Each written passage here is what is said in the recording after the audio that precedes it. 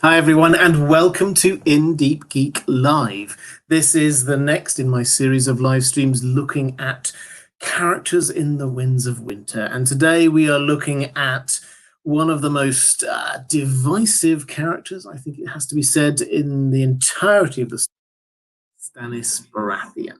Now, what I'm going to do, as I always try to, is I'm going to frame this around questions that I've got from my patrons. I'm going to pick up as many questions as I possibly can from the chat as we're going through. But I will start, I think, by just setting the scene. Where is Stannis when we get to him at this point in the books? Because his story is quite similar to the show, but there are some kind of nuances that we do have to draw out. So, in the books, what's happened is Stannis has gone north. He's done the whole attacking the wildlings thing. He was camped at Castle Black for some time as well, and then he decides what he needs to do. Jon Snow, having become Lord Commander of the Night's Watch, gives him the Night Fort, which is this massive castle on the wall. He gives him the Night Fort and sends some people there to repair it for him, but Stannis wants to gather up support and he wants to unite the North to face the threat of the others. He believes, Melisandre has told him that he is Azor Ahai reborn and said this is what he must do. So, on advice from Jon, he doesn't just go bundling down to Winterfell and try and attack the Boltons there. He does this kind of circuitous route, which takes him off through the mountains in the northwest of the north. He goes past the mountain clans that are technically northern houses, but they don't really act like northern houses. They don't really, yes, they swear fealty to the Starks, but they kind of live their own life, like the mountain clans do over in the Vale. But he gathers a few of them to his side. He then goes over to Deepwood Motte. Deepwood Motte is at that time, it was held by the Ironborn. Get Asha Greyjoy, Yara in the show. She's got that, but he attacks that. He takes her prisoner, and then he comes in and attacks or heads towards Winterfell from the west, going through the Wolf's Wood. The closer he gets to Winterfell, the more wintry it gets. And eventually he has to kind of call a halt 3 days march away from Winterfell at a crofters village. Now, at this crofters village, things start getting quite bleak, it has to be said. The soldiers who are there, some of them are starting to die from the cold. They're having to kill their horses for food. It's not going well.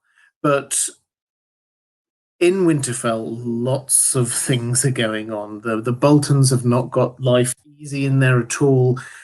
Mance Rayder has come in there with his spearwives. They've been causing a lot of trouble. In particular, Theon has escaped. They've allowed Theon to escape along with Jane Poole, who had been pretending to be Arya. And they get out. Stannis takes them under his wing, effectively. He's got Theon captured, and as we discover in the preview chapter from the Winds of Winter that we have got, that Theon is there chained up. The Northern Lords want him to be killed, but Stannis has yet to agree to that. And the Jane Poole, this character who everybody thinks is Arya, Theon knows that she's not, everyone else does, is sent back up to Castle Black as a sort of a thank you to Jon. This is Stannis saying, this was a good idea, you sending me all the way around collecting the mountain clans and all the rest of it. This has worked out quite well. Here's your sister, Arya. She gets sent up along with Tycho Nestoris, who is the envoy from the Iron Bank. You'll remember him from the show. Mark Gatiss played him. The Iron Bank have now sort of given up on Cersei and the Lannisters paying back their debt, and they're now seeing whether or not they might be able to support Stannis, who's obviously also claiming the throne. Now, Stannis strikes a deal. He gets whopping great big loan, and he sends one of his men, Justine Massey, to go off with Tycho Nestoris and follow him all the way back to Braavos, where he's going to use that money to hire some sellswords and then come all the way back over, and then he's going to use those sellswords to help fight the others and then help claim the throne for himself. So that's Stannis's plan. He's 3 days outside Winterfell. At some point soon, he's gonna like spring his trap, and he's going to try and take Winterfell. That is where we left him. Obviously, on the show, it was slightly different, but in the battle that followed, he died. He was killed by Brienne. Now, Brienne is nowhere near there. Brienne's down in the Riverlands, so that is not going to happen exactly the same in the books. But we are left with this thought: is Stannis going to die there, or is he going to carry on a little bit more? So that's where we're at in the books. Before we went live, we did have a few super chats. Thank you so much. I had one from, let's have a quick look, JK Thugs saying, first live stream here, just wanted to say you rock. Thank you so much. I appreciate that. I've been looking forward to this topic. Thanks for keeping me entertained at work. Well, thank you very much. I really appreciate it. And also had one from Maura Lee. Thank you. I'll mention that a bit later when I come to your question. But Maura, you know how much I appreciate your support for me, for this channel. And to Delphi Morphia, thank you, saying, do you think Stannis will pretend to be dead in order to evade active confrontation with the Boltons and capture Winterfell after gaining lots of support from the Northern Lords under a pretend name? Thank you. Yeah, this is an interesting question. So Stannis is not the kind of leader who goes charging into the battle at the head of his own army. That's not the way that he's ever really operated. He sees himself more of a sort of a strategist, a tactician. He will stay behind and he will send his forces out to do what they need to do. They have to just obey his orders and all will be fine. Will he sort of adopt a false identity? That's not really where he is. He's very straightforward in these kind of things. He thinks that he is the rightful king. Why should he pretend to be somebody else? That's not the way that he works at all. No, I think he's going to send his forces to attack. He's working out a plan. Let's put it that way. Basically, the Stannis chapter. Well, it's technically a Theon chapter, the pre-winter. It's all from Theon's perspective. Theon is sort of like hung up on a wall in chains in this in the tower in this crofters village, and this is where Stannis is using as his main headquarters. And we see this succession of people coming in, one after the other, and Stannis is making decisions and sending people out and all the rest of it. And so we're seeing all of it through Theon's plan, through Theon's eyes. And Stannis clearly is developing a plan for how he can take Winterfell. He will know that he can't stay there forever. He can't play any silly games. He does have to get into the warmth of Winterfell. Winterfell, as a reminder, is the place in the north with the hot springs. You can stay in Winterfell through the winter. The crofters' villages, no. This is why you have Wintertown. You have this extra area in Winterfell, just outside Winterfell, where people gather because they can survive there. They can survive through the winter. All the crofters' villages, no, they vacate them. Stannis cannot, and he knows he cannot stay there. So he will attack Winterfell, but what he's trying to do is draw out the Bolton and Frey forces and then attack them. Jacob Garside, thank you for the super chat, saying, working on the principle that dragons are a hybrid of creatures created by people, why does the birth of Dany's dragons boost the magic of others? Good question. So we don't have a full breakdown of exactly how magic works in George R.R. Martin's world, but there seem to be a few principles. One, and maybe one day I'll do a full video on this, but the principles of magic in the world of Ice and Fire. One of these principles is that magic seems firstly to come from above. Magical things come from the cosmos. This is not new to George R.R. Martin. This is quite a common thing across fantasy fiction. So you get, when comets, meteorites come, or comets go across the sky, this heralds magic in some way. And we get things like it forges. This is what is the Dawn, the great magical sword of House Dawn. Of House Dane, the sword Dawn. That comes from a meteorite, and then all of this magic that we have here seems to have been heralded by the comet, the red comet. If you remember from book 1, season 1, people keep on seeing it and saying there's omens, all sorts of things. Dany sees it, and that is what heralds the birth of her dragons. So that's the first principle. The second principle is that big magic seems to allow other magic to be performed in some way. So when the dragons appear, this does seem to allow other magic to happen. We hear it, rumors of fire mages who couldn't really do much, and then suddenly they're incredibly powerful. Up at the wall, Melisandre, next to a hugely magical place, says that her powers are much stronger. So there seems to be something going on there. She claims that this is because it's some sort of hinge of the world. We don't know, but my general take on what Melisandre says is that you shouldn't necessarily take her interpretations of things particularly accurate.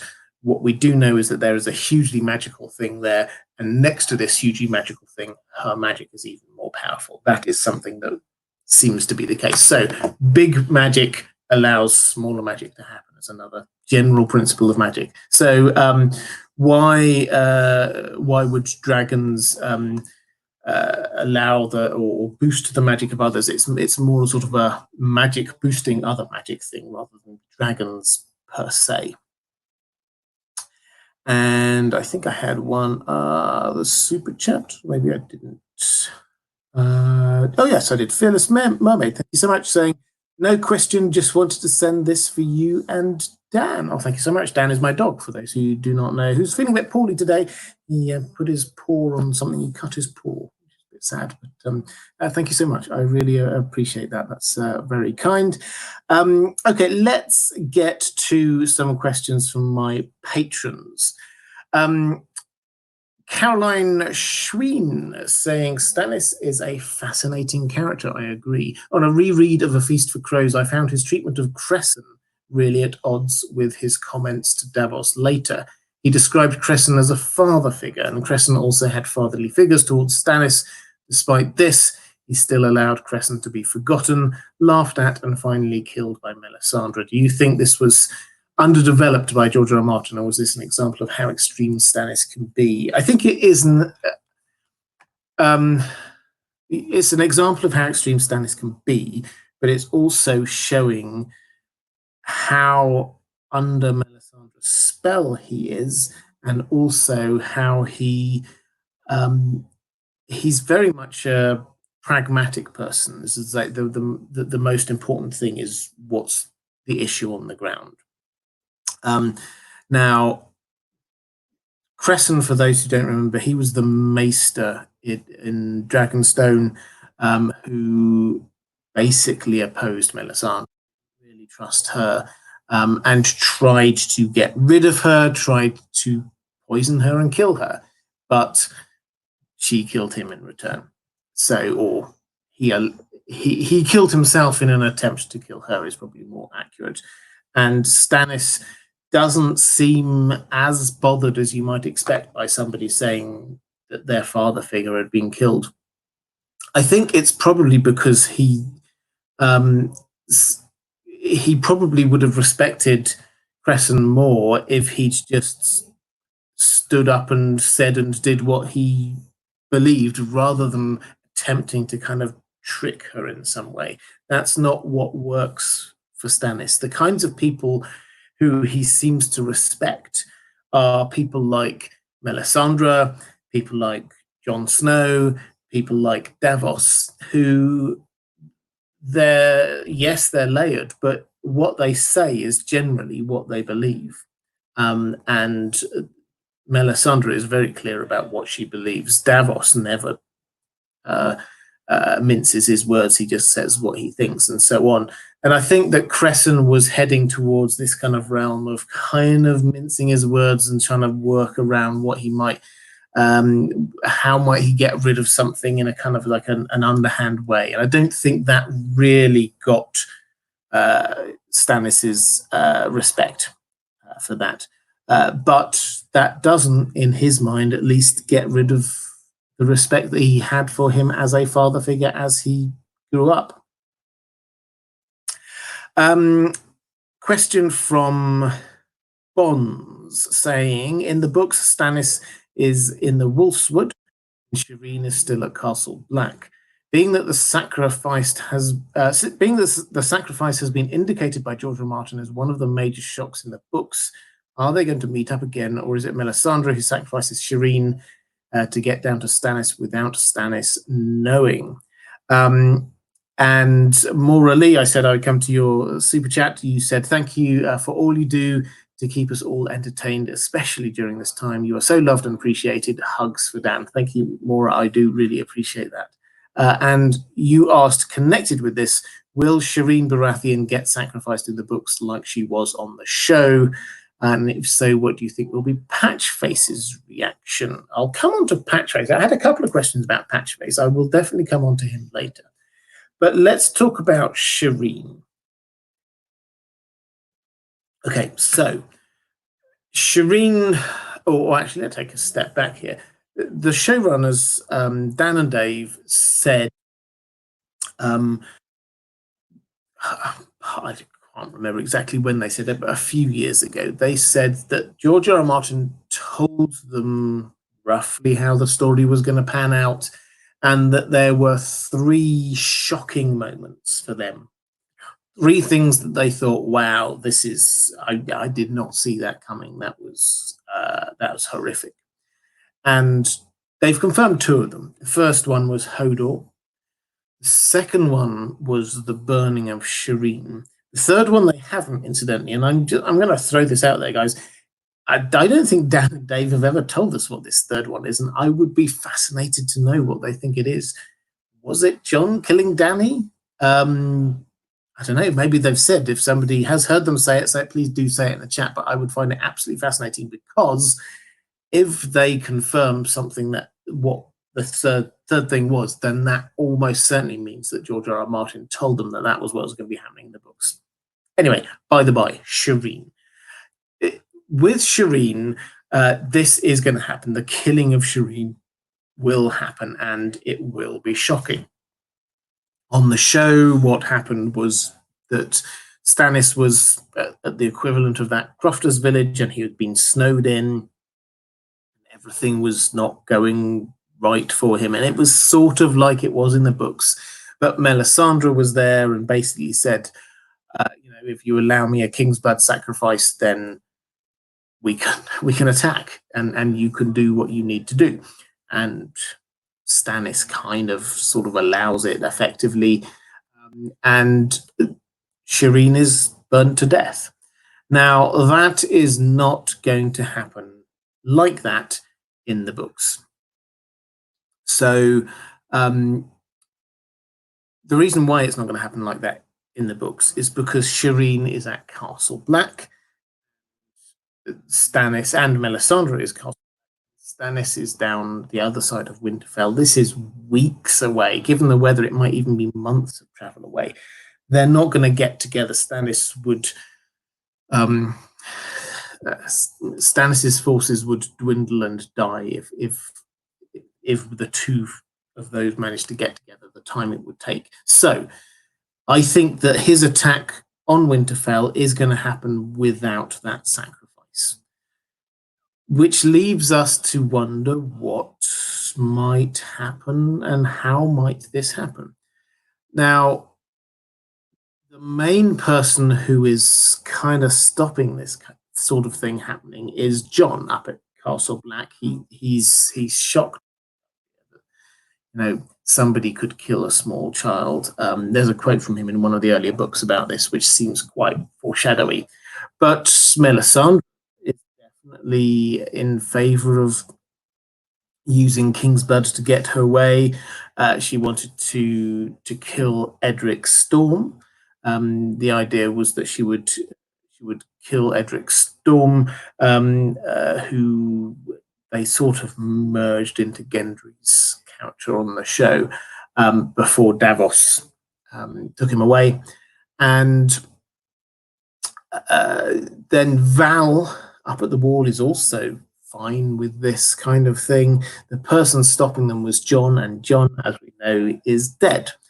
So what's going to happen? Well, I think that the sacrifice will still happen, but it will be about getting people from Castle Black to Winterfell, because as much as Winterfell is being sort of snowed in and frozen in and all the rest of it, and it is, there are 7 gates in Winterfell, 6 of them have frozen shut. There are 30, 40 feet high snowdrifts against the walls. This is not just winter, this is absolutely, you cannot move because of the amount of snow going on.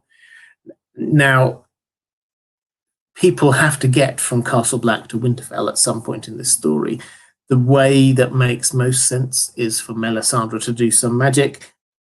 Melisandre is most likely route to do that magic is by killing Shireen. So I suspect what will happen is that either Melisandre will see something at Castle in the flames that makes her want to go down to Winterfell.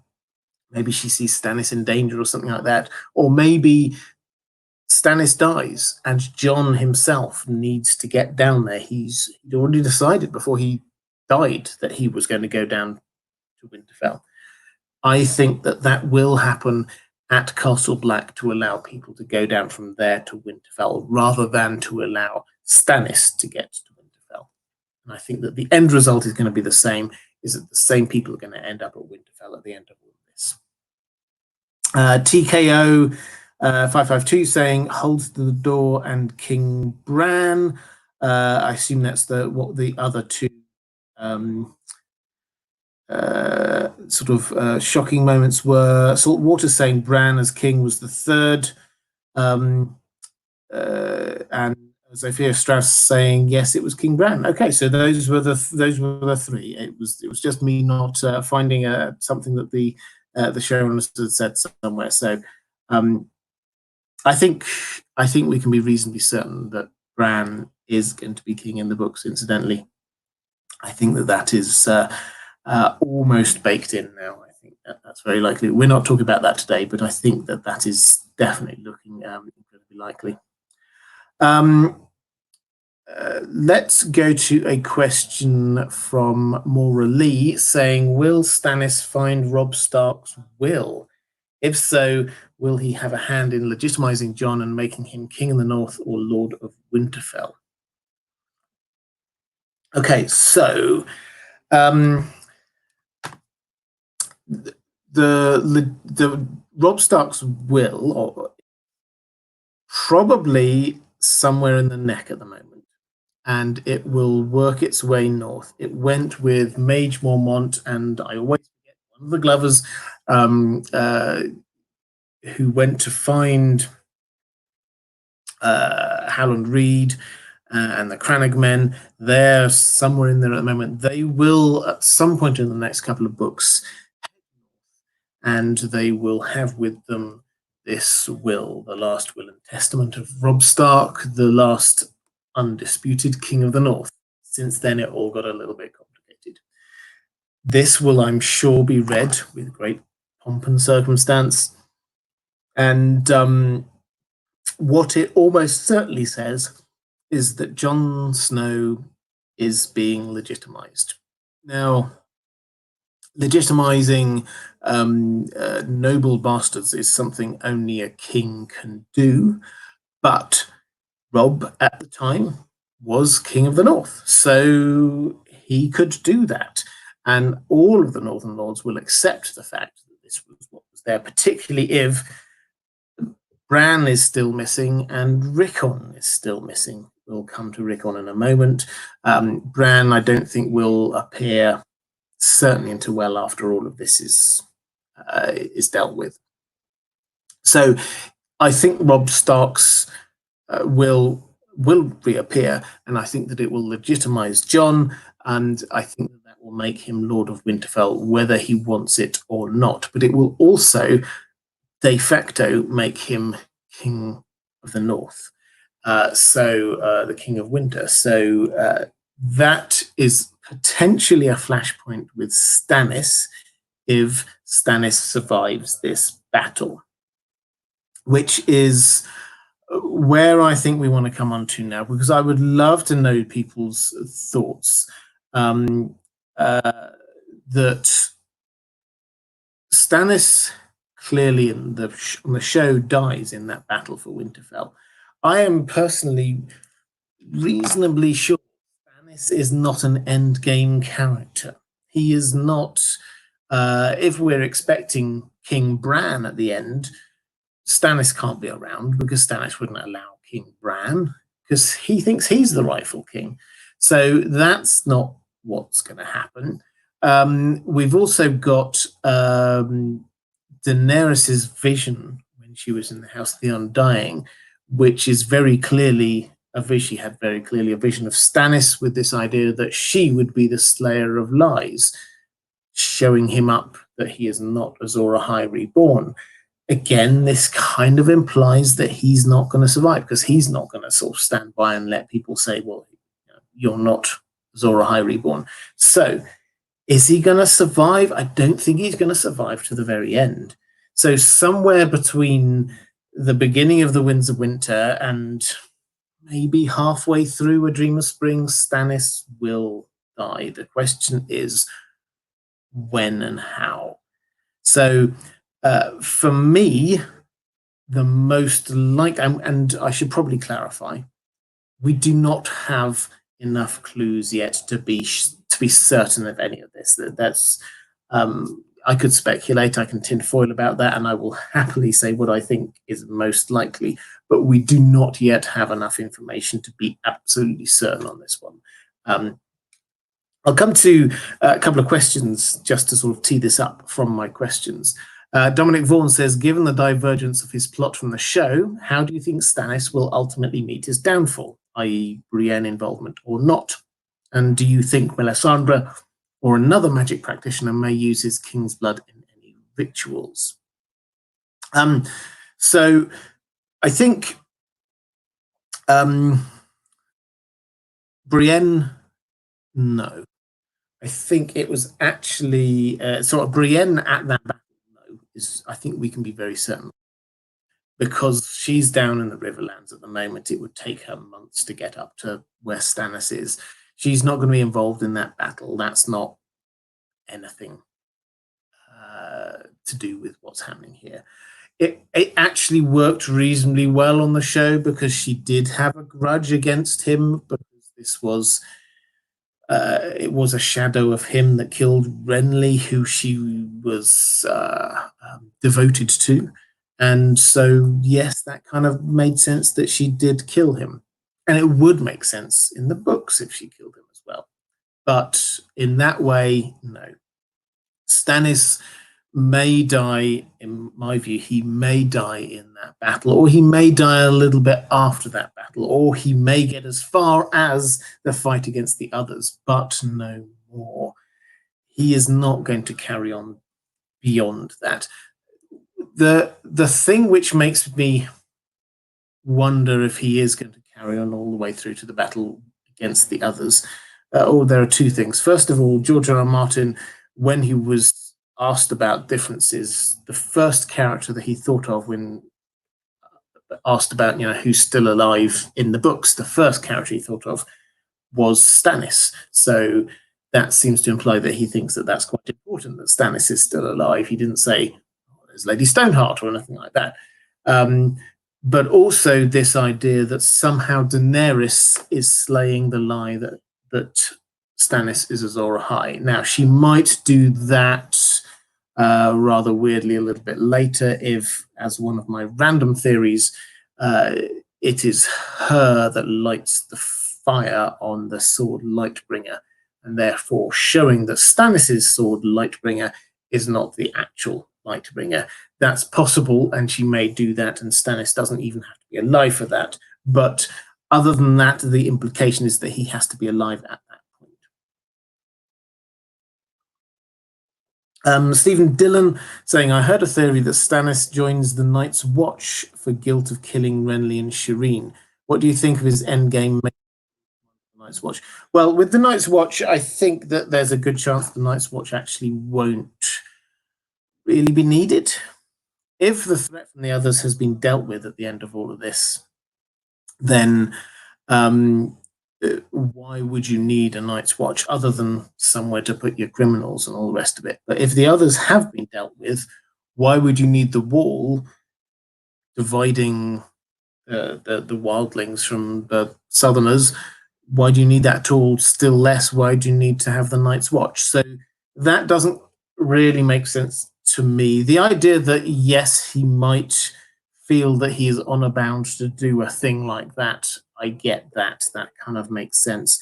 The guilt of killing Renly, though, I don't think he really feels that. He is asked about this, actually, and he says, well, I was asleep at the time. Somebody tried to wake me up, but they couldn't. I was definitely asleep. So he's saying it wasn't him. And he's not really, he didn't ever tell Melisandre, I want you to go off and kill Renly in my name or nothing like that. So I think he feels that he's in the clear there. And Shireen, I think that he will feel that, well, personally, I think this probably is going to happen away from him, so he's not going to be giving the direct order himself. But even on the show, I think that he probably felt it was a thing that had to happen. It was yes, it might not have been optimal or good or anything like that, but it was a thing that had to happen, and so he wouldn't feel any shame for that, and therefore he wouldn't feel that he needed to go to the wall.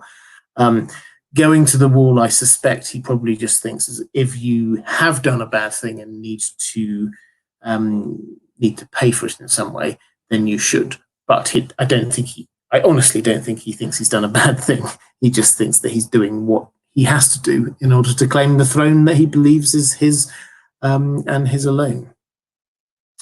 Talking of which, one question that has come up several times. I don't think I've got a specific question about this from my patrons, but I have, and I'll come back to it. Is whether Stannis actually is the rightful king of the Seven Kingdoms, and a lot of people, and a lot of where this Stannis the Manis thing comes from, is because people say he is the rightful king. And he is just doing what he ought to do to claim the throne that is rightfully his, to claim the crown that he should have inherited when his elder brother died. And the answer to whether he is the rightful king of the Seven Kingdoms is, it's a matter of perspective. That's the only honest answer we have here.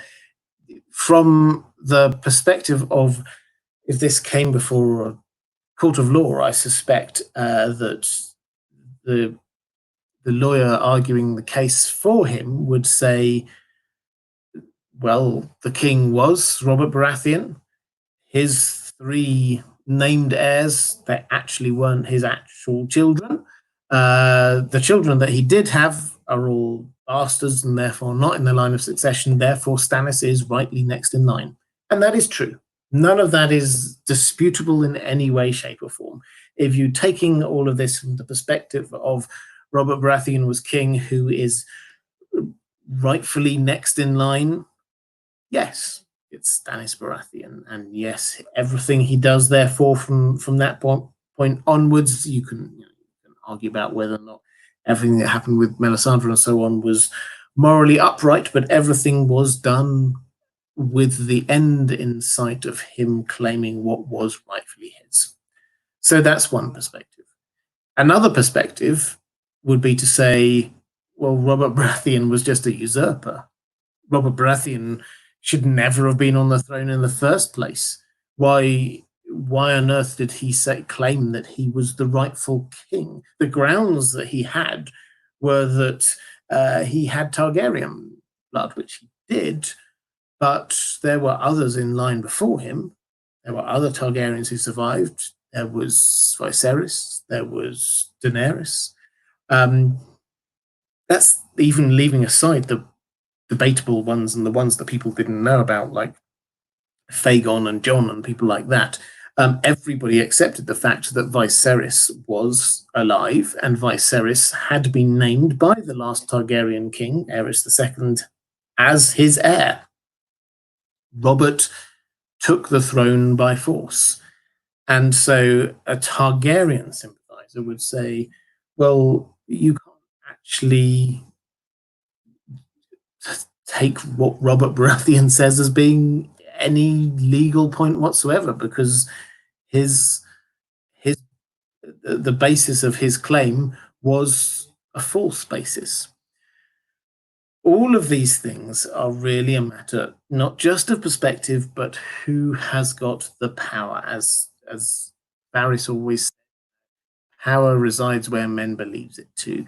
It is whoever has got the power. And so this is what we have, is we've got a war to decide who gets to decide who the king is. And this is what happened all the way through Fire and Blood. If you look at it throughout the Targaryen history, it is not actually who is technically the next in line or who had been nominated as the heir. In fact, the person who had been nominated as heir in Fire and Blood, more often than not, did not inherit.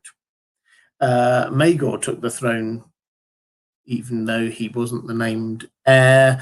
Jaehaerys, his sympathizers took the throne for him. The Dance of the Dragons was effectively a big fight between competing claimants to the throne. This is what you get throughout history, and whoever wins decides who is the rightful king, and they decide what the law is and all the rest of it. So, is Stannis the rightful king? He thinks so, with George R. R. Martin all the way through. And I say this about prophecies and things like that so many times, but this matters as much about anything else, more prosaic as well. It matters more what someone believes than the truth, what they believe in. Stannis believes absolutely that he is the rightful king, and that is the important thing. It's not that important whether he actually is the rightful king. Freddie Hyde, thank you for the super chat, saying, I've been hoping for this ever since I found your channel. Thanks for getting through my university exams. Why do you think D&D condensed Stannis' arc so much? Well, I think they condensed everyone's arc. First of all, lots of people have been, this is by popular demand, this Stannis live stream. I perhaps underestimated the extent of Stannis' supporters here, but I'll do a video or two on Stannis as well, I think. But yeah, it's been fantastic being able to just get into this character that I've not focused as much on, I suspect, as others. But in terms of why on the show they condense Stannis' arc so much, well, I think the prosaic reason is that he wasn't in the end game. And so, yes, he was quite a good character, sort of drive the plot along. What they cared about fundamentally was how they're going to get to the end. And the end was Jon and Bran and Daenerys and Tyrion and Sansa and Arya. And those are the characters who are going to be there at the very, very end, in the books as well as on the show, I suspect. Stannis is a major character, but he's not a major character in the actual end game. And so as a result, they didn't push as much into him. In terms of condensing his storyline, I think what I would say is that compared to some characters, they have broadly, or they did broadly, respect the character and the arc. Now, whether it stays the same at the very end of his life we'll have to wait and see. But in terms of his overall arc, which is that he starts out on Dragonstone claiming to be king, falls in with Melisandre, there's the thing with Renly, then he suddenly realizes he has to go to the north, he defeats the wildlings, hangs around at Castle Black for a while, and then goes off and tries to attack Winterfell. That's his story. That's his story in the books. That yes, they kind of squashed it and took away a few details, but they did exactly the same with other characters whose stories they roughly kept the same. So like Arya, for example, they've kept her story roughly the same. Yes, they've condensed it a little bit, but they kept it roughly the same. So I think that with Stannis, they did, broadly speaking, respect his storyline, and we just got a slightly cut down version of it, unlike some characters like so Sansa, say, where they did take some huge chunks and went a very different way with it for a while. I think she'll end up roughly the same place, but they did take a different direction for a while.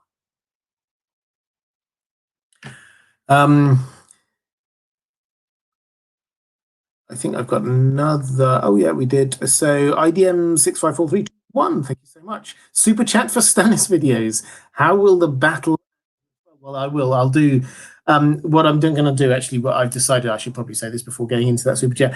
What I'm going to do, as I've sort of teased it with Stannis videos, is that I've got a sort of an on-off series of videos. If you have a look on my channel, you'll find a playlist called The Winds of Winter that I've been going with for a few months now, every now and then dropping a video in when I think it's more than just a live stream. I want to just really dig into something. For example, how will Jon be resurrected in the books, and who wrote the pink letter, and therefore what does that mean? Things like that. I've tried to keep them in there, as well as quite a few ones all about Fagon, young Griff. I will do one on Stannis about what happens with Stannis and what his plan is for the attack on Winterfell and whether he will succeed.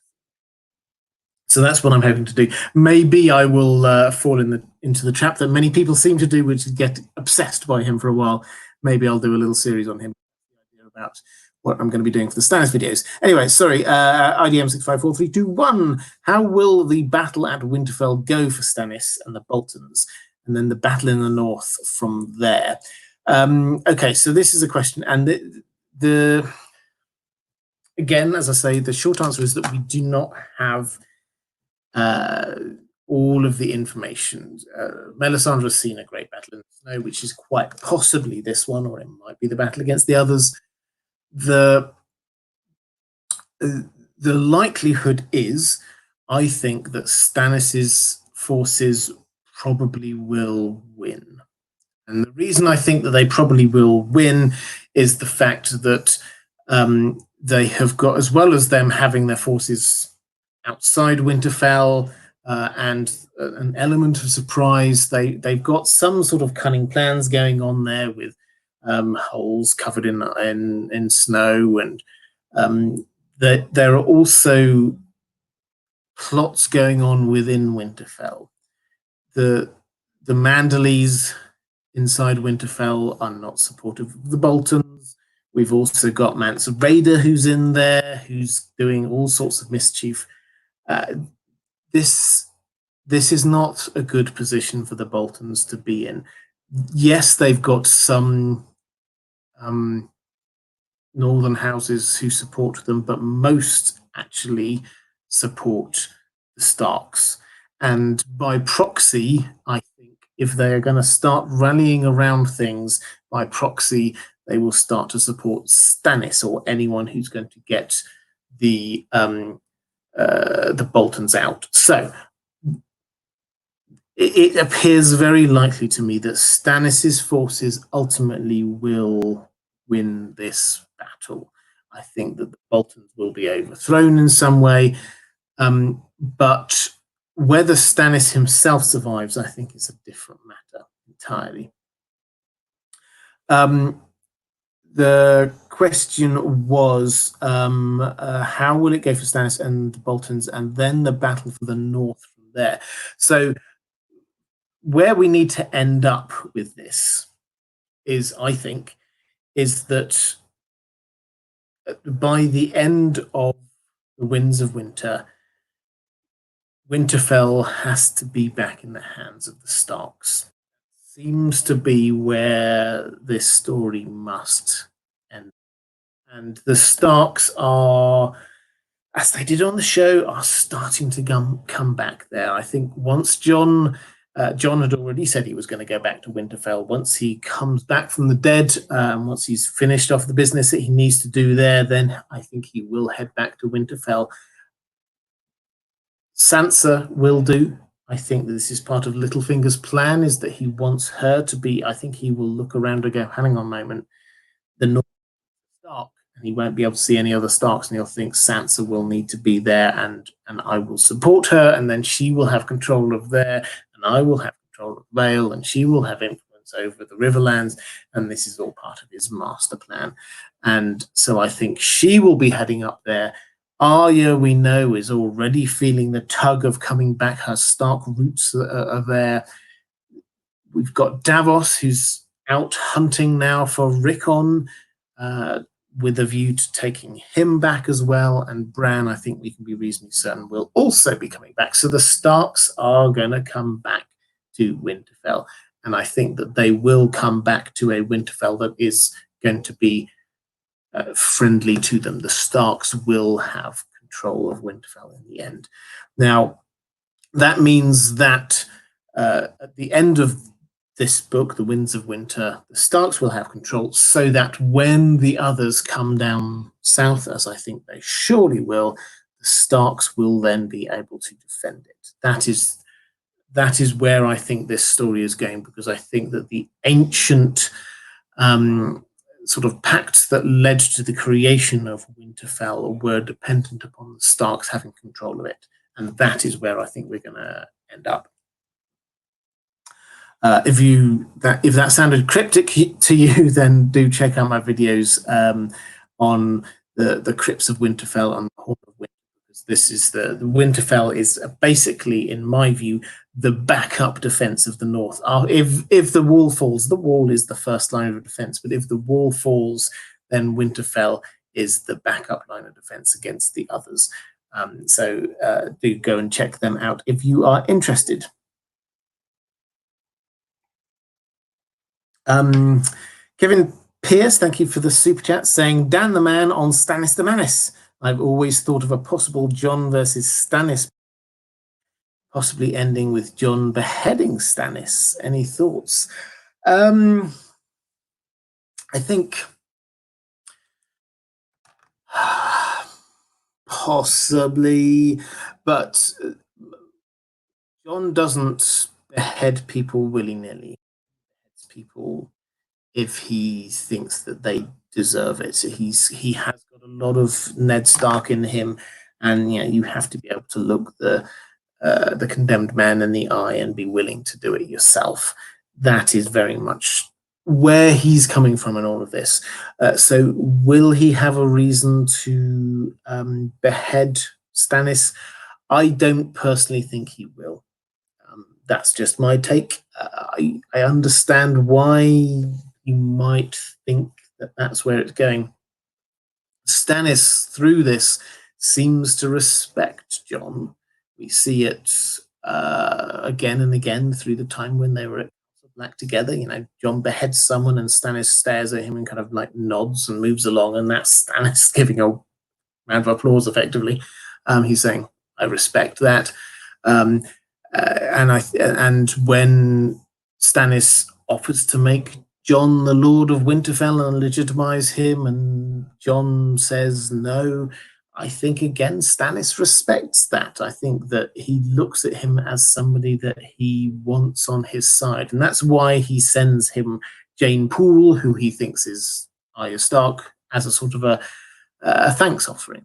So I think from Stannis's perspective, he kind of respects Jon. And Jon, I mean, probably doesn't love Stannis, but he also doesn't hate him. Stannis would have to do something that he finds completely beyond the pale, and I can't imagine anything that is. So no, I don't think that's likely, particularly given the fact that I think that the killing of Shireen will happen away from Stannis and without his express orders.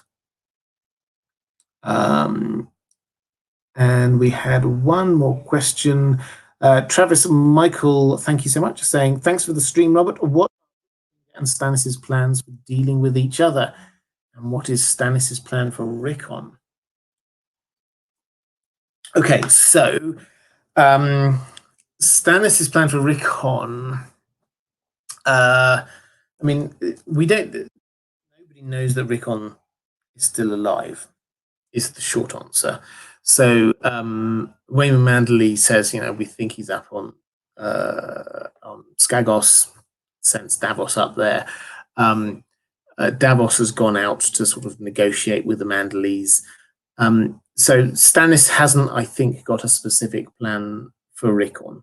But what his overall plan is, that he thinks of himself as king of the entire Seven Kingdoms, and he doesn't seem to be imaginative enough yet to try and think of this as being anything different than what he's already got. He doesn't want the North to separate. He wants the entire Seven Kingdoms. And so what that means is that he wants to have a Warden of the North. He wants to have a Lord of Winterfell, and that should be a Stark, because he's sensible enough to recognize that the Starks have the loyalty of the North.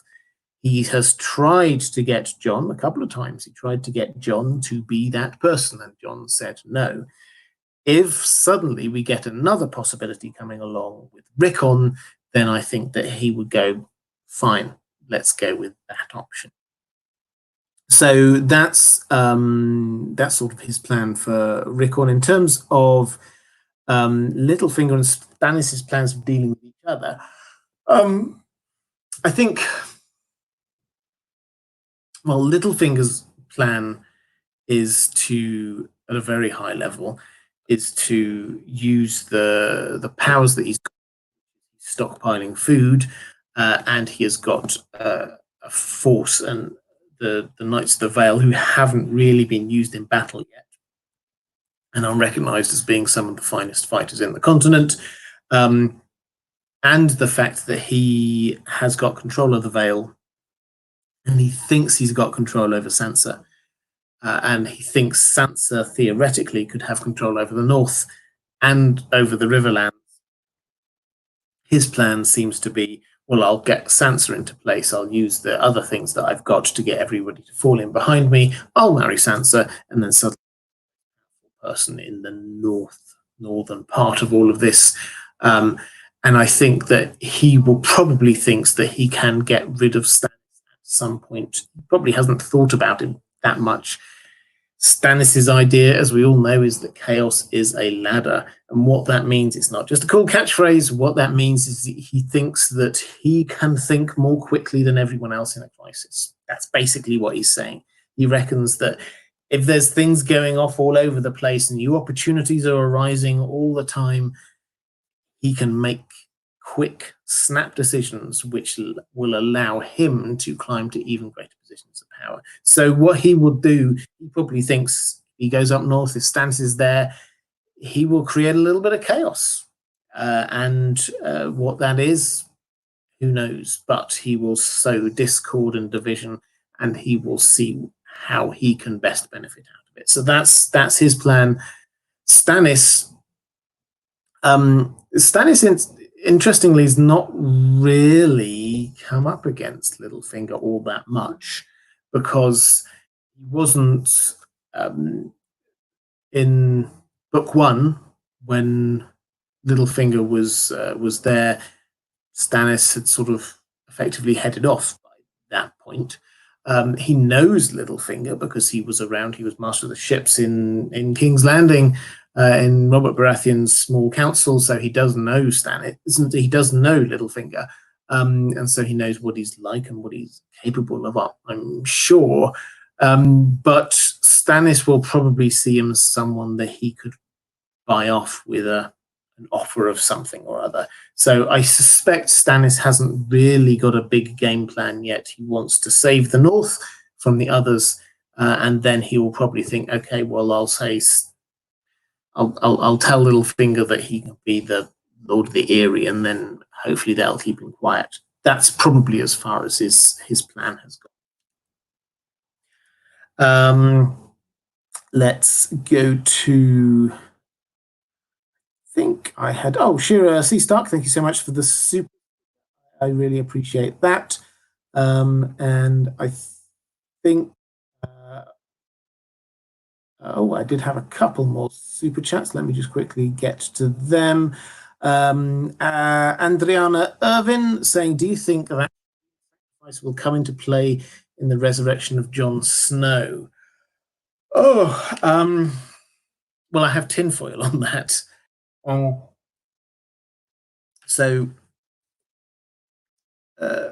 My tinfoil is that what's going to happen is Jon Snow's body is going to be frozen. It's going to be frozen in the ice cells because they do not know what to do with it. He was Lord Commander. Probably the people who assassinated him will probably scarper and get out of there. They don't want to bury him. They probably won't immediately want to burn him. But what do? We had foreshadowing in the last chapter that Jon was alive in about the ice cells. That seems to be the sensible place. They've got a few bodies there already that haven't come back as whites, so they'll probably put them there and think, well, that's safe enough. So the question is, what happens when Jane Poole? This is all tinfoil, by the way. This is trying to follow logic, but I have no evidence for this at all. When Jane Poole, who everybody thinks is Arya, and Theon has told her again and again, don't tell anyone that you're not Arya, because he thinks that's best for her safety. She's going to head up to the wall, and she's going to get to the wall, and what she's going to be faced with is, he'll probably have been worrying about this all the way up. Jon Snow will know I'm not Arya. Jon Snow, I knew him when we were children. He will recognize Winterfell, and obviously he will know that I'm not Arya. What do I do?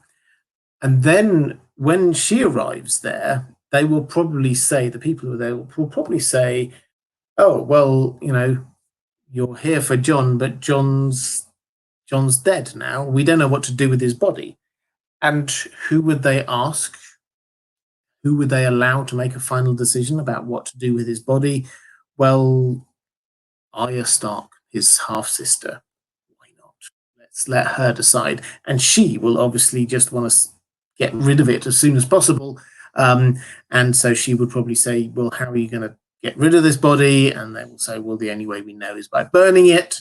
So Jon could well then be burned. But my tinfoil is that he, when his body is being melted, that's the point at which, and being sort of warmed up, that's the point at which he can move from ghost back into his own body, and he can emerge from the fire. And this will be an ice and fire in one. And that the symbolism of that will be astonishing. Why am I talking about that when I could be talking about Shireen's sacrifice and the resurrection of Jon Snow? So this might well be the resurrection of Jon Snow. What if they decide just to do one big fire?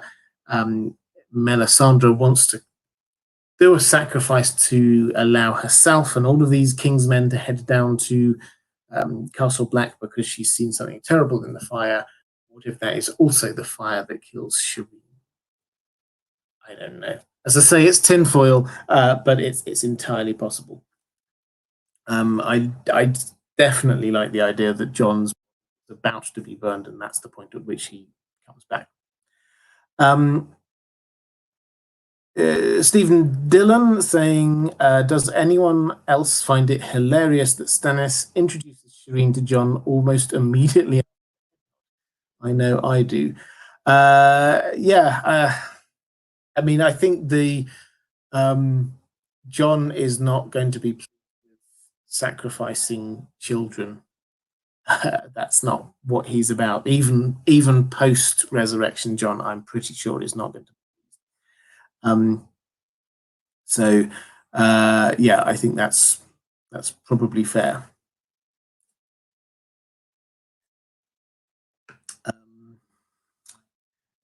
And I think I'm caught up with SK saying a fire ice white. Yeah, that's basically it. I think that he's not. I don't think that he's an ice white. I don't think he's a fire white. I think he's absolutely unique in what Jon, when he comes back, is going to be absolutely unique in who he is as a returning character. Okay, so let's go. I think I'll do a couple more questions here from my well, the Vigstable, I just spotted that in the chat. Will Brienne be the one to kill Stannis? I did cover that just a moment ago. I think the short answer is no. It does work well because she does have a sort of a grudge against him, but she is so far away. She's in the Riverlands. I don't think that she's going to end up in the north until towards the end of this book. And so only if Stannis survives until then will she be around. And she certainly won't kill him in the way that she killed him on the show. Bond says, it's been over a year now since the end of the show. In the filming of the final season, it was mentioned that alternative endings were filmed to try and cover up the ending which actually happened. Have any of these alternative endings ever been leaked or released? I'm still hoping for a time when A Dream of Spring is released, that they release the true ending. What we have now is, so in the books aren't spoiled by the show.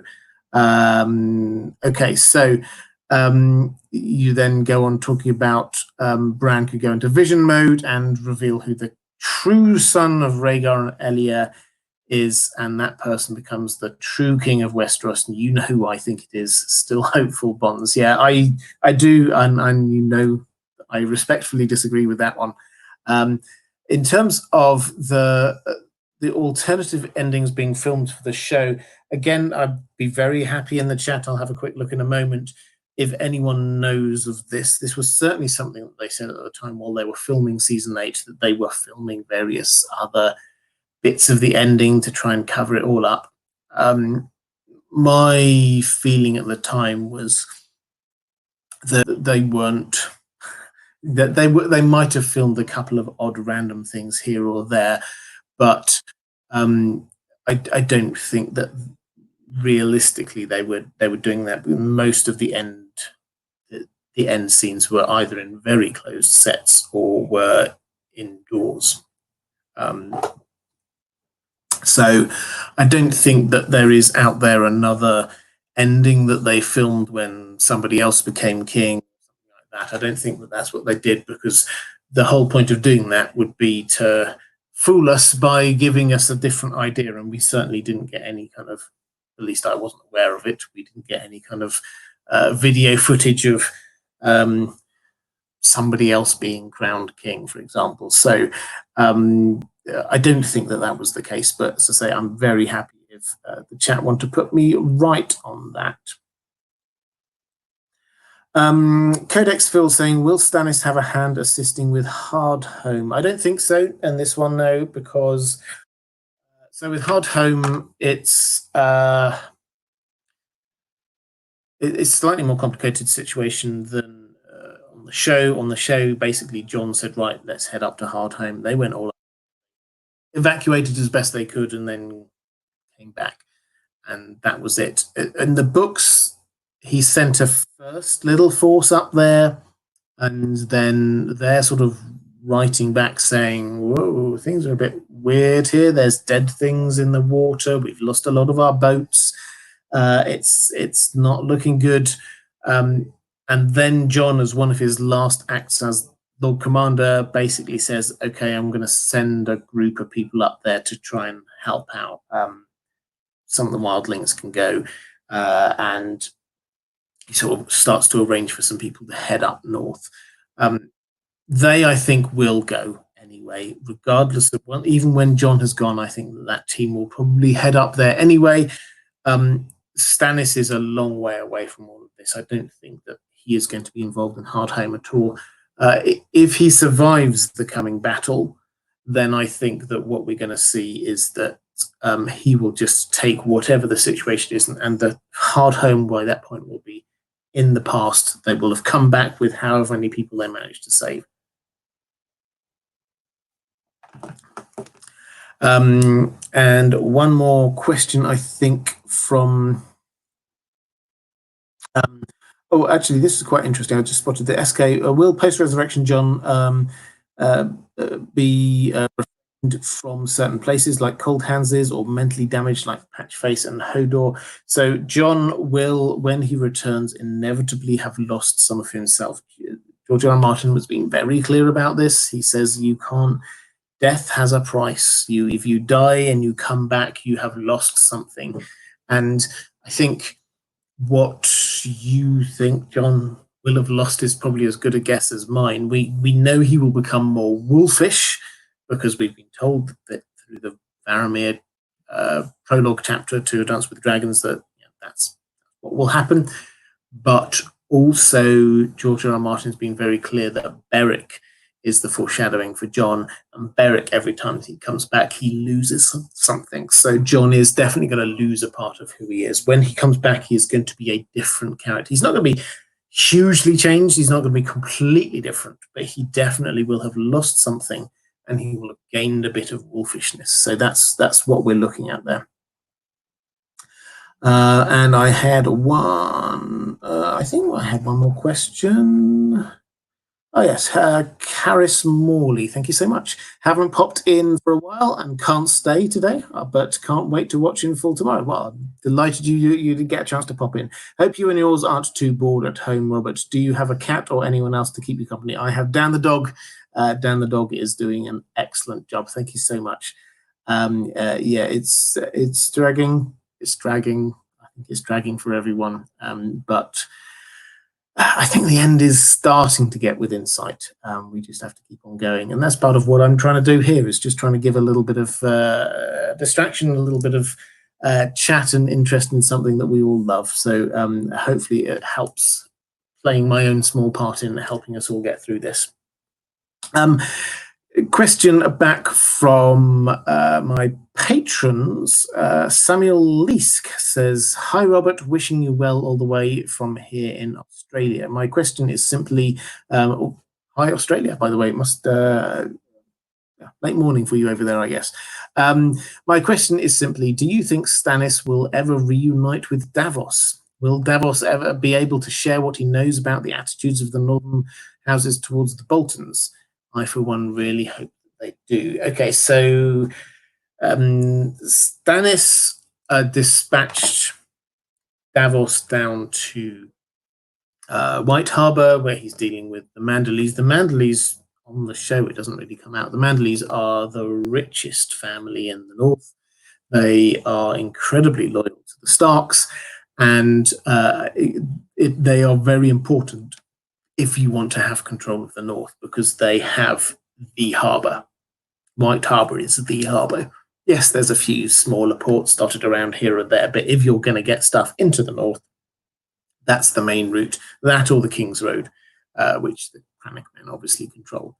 So Davos has gone down there. They pretend to capture him. Well, they do capture him, but they're pretending to kill him. Send him off on this kind of secret mission up to get Rickon Stark. So that's where Davos is heading off to. He will then, presumably having got Rickon Stark, he will then come back to White Harbour, and then from White Harbour he'll probably head back up all the way to Winterfell. So that will take him a little while, and that will not happen, even if everything goes to plan. That will not happen immediately. That will not happen this side of Stannis's battle at Winterfell. So that's where we're at. Rickon will arrive after the battle for Winterfell. Rickon, I should probably say, and Dan Hibbert asked a sort of a follow-up question from this, actually saying, how will Stannis react when Davos brings Rickon back from Skagos? How will this affect his alliance with the Stark loyalist houses? If Stannis survives, Stannis will figure out which Stark is it I need to make Lord of Winterfell, and he will make a decision. And if Jon is not willing to do it, then he will probably say, actually, you know what, Rickon's next in line. He should be Lord of the Winterfell, and he would try and make Rickon Lord of Winterfell, and the Northern Lords would fall in behind that because they wish to have a Lord of Winterfell. The complication will come with Robb's will, as I said. When that arrives in the north, when that legitimizes Jon, then suddenly Jon will be the rightful Lord of Winterfell. So in terms of the question of whether Davos and Stannis will reunite, and whether Davos will be able to tell Stannis about what the Northern Lords think, I think by the time Davos gets there, Stannis, if he's still alive, will get the deal with the Northern Lords. He will understand that most of them are still loyal to the Starks, and then it's just a matter of which Stark is it. I don't think that Rickon and Jon will come to blows, but I think fundamentally Rickon, at some stage in this story, we don't know when, we don't know how, but at some stage it won't be in the same. He's not going to get to Winterfell before this battle as he did on the show. That's not going to happen. But at some stage he will die in a meaningless way, simply because of the direwolf foreshadowing. The name of the direwolf, this is one of the oldest bits of foreshadowing that we see all the way through this. The name of the direwolf hints at the fate of the owner of the direwolf. Jon has ghost because, like ghosts, he is going to come back from the dead. Sansa has lady because she will end up being Lady of Winterfell. Arya has Nymeria because she is going to be a warrior. These things are very clear and obvious, and I think Rickon having Shaggy Dog, a long, interesting story that fundamentally hasn't really got much of a point or an ending, or at least the ending is rather meaningless, kind of shows that Rickon's going to go. He's going to have a complicated story. He has got a complicated.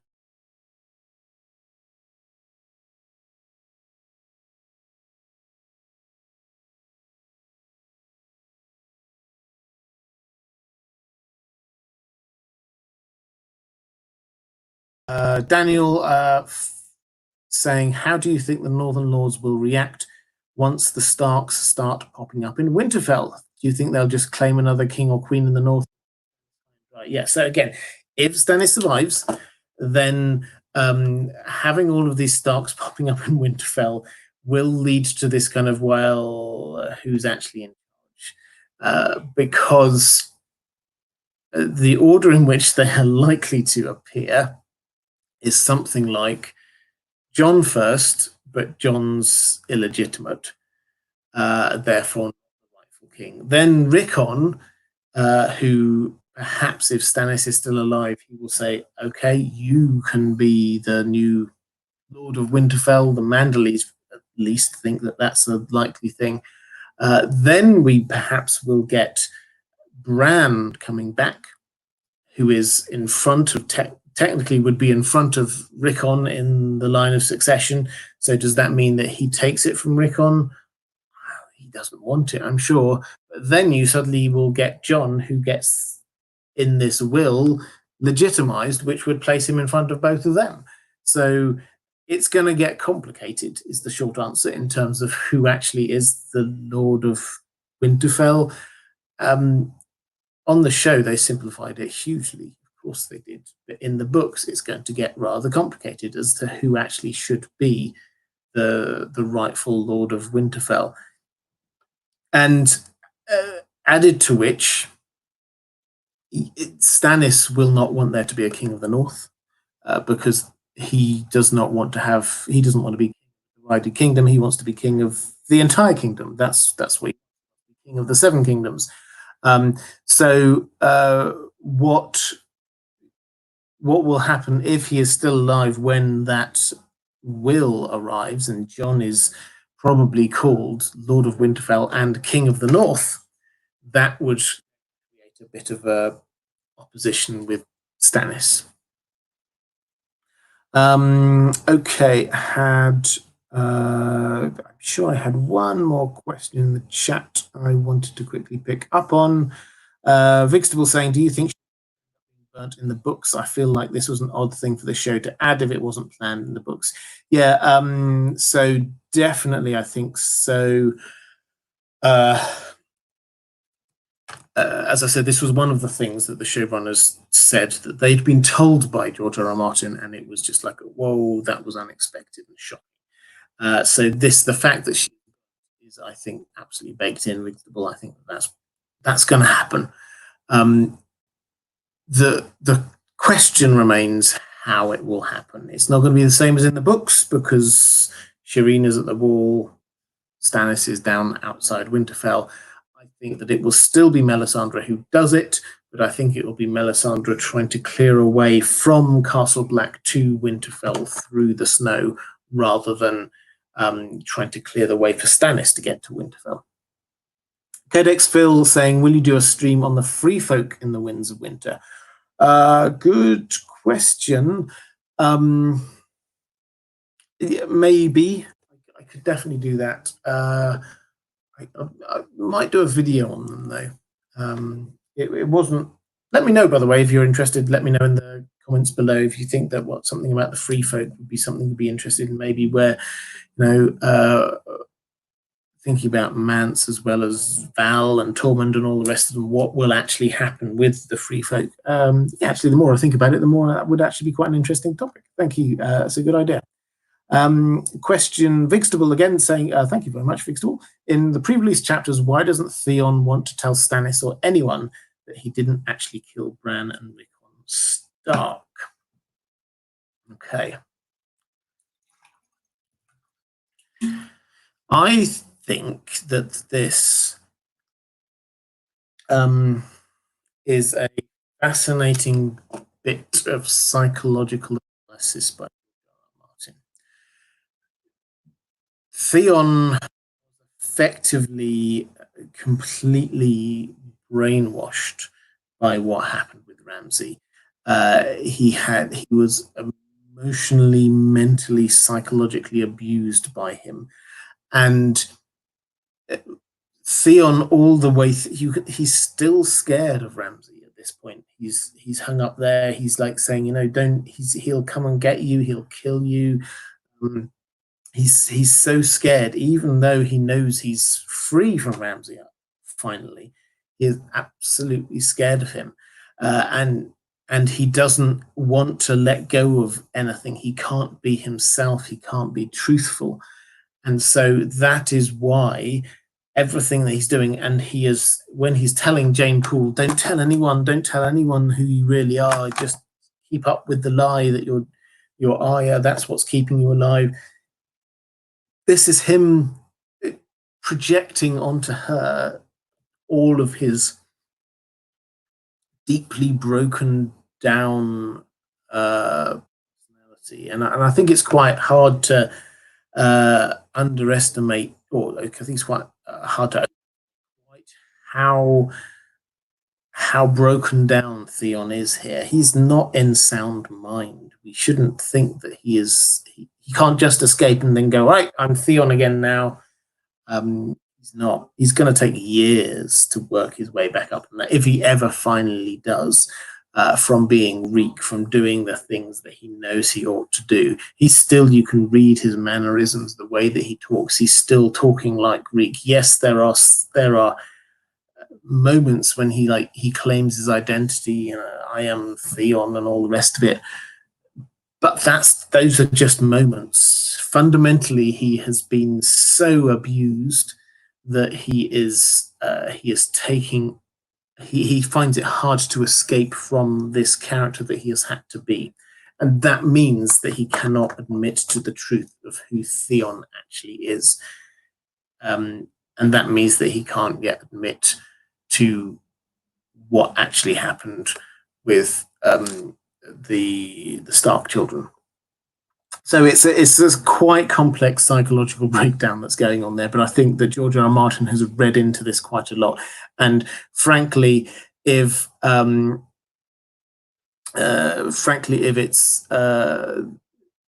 if Theon came back and was immediately himself again, I think that we'd go, hang on, that doesn't seem right. This is exactly what we would expect to see if there's somebody who has been mentally tortured in the way that he was. Looks like there was there was a little glitch there again. Apologies if you were here last week. Then there was a glitch last week as well, though that time it seemed to stop the whole live stream as far as I was concerned. Anyway, so apologies for that. But we are still going. So let's. I'll take a moment actually, as we're roughly halfway through, as always, just to let you know what's coming up on the channel. I am getting into Lord of the Rings. Yes, I'm sure you know I'm a big Lord of the Rings fan. I'm going to be producing weekly content of Lord of the Rings. In fact, my new schedule, I've uploaded my new schedule up to Twitter. If you're interested in that, you can find me on Twitter. Just look for Deep Geek. My upload schedule from now for the next few weeks or so is going to be something like these Thursday live streams are carrying on exactly as they have been. Do not worry about it. I've been doing them for 2 years. I'm sure I'll be doing them at this time for a long time to come. Every Friday, I'm going to be releasing a video, a Song of Ice and Fire video. That's at the moment I'm working through my If in Doubt Blame Bloodraven series of videos. There'll be another one of them looking at Summerhall. That's coming out tomorrow. But every Friday for the next while, I'm going to be doing the next in that series. Every Saturday, it's going to be a Lord of the Rings video, an explainer, just setting out the world, some of the mysteries of the world of Middle-earth. Every Monday, occasionally, there will be another video, probably usually a Lord of the Rings video. And then every Wednesday, my Secrets of Westeros series that I've been doing, conversations with other content creators, working our way through various mysterious places and peoples in the world of Ice and Fire. So that's my sort of upload schedule going forward for the next few weeks.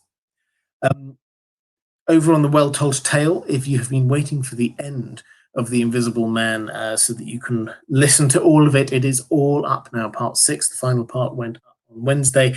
Next Wednesday is going to be a short story by one of my favorite science fiction authors, possibly actually my favorite science fiction author of them all, Philip K. Dick. So there's a fantastic Philip K. Dick short story coming for you next Wednesday on The Well Told Tale, which is my audiobook channel, if you've not come across that.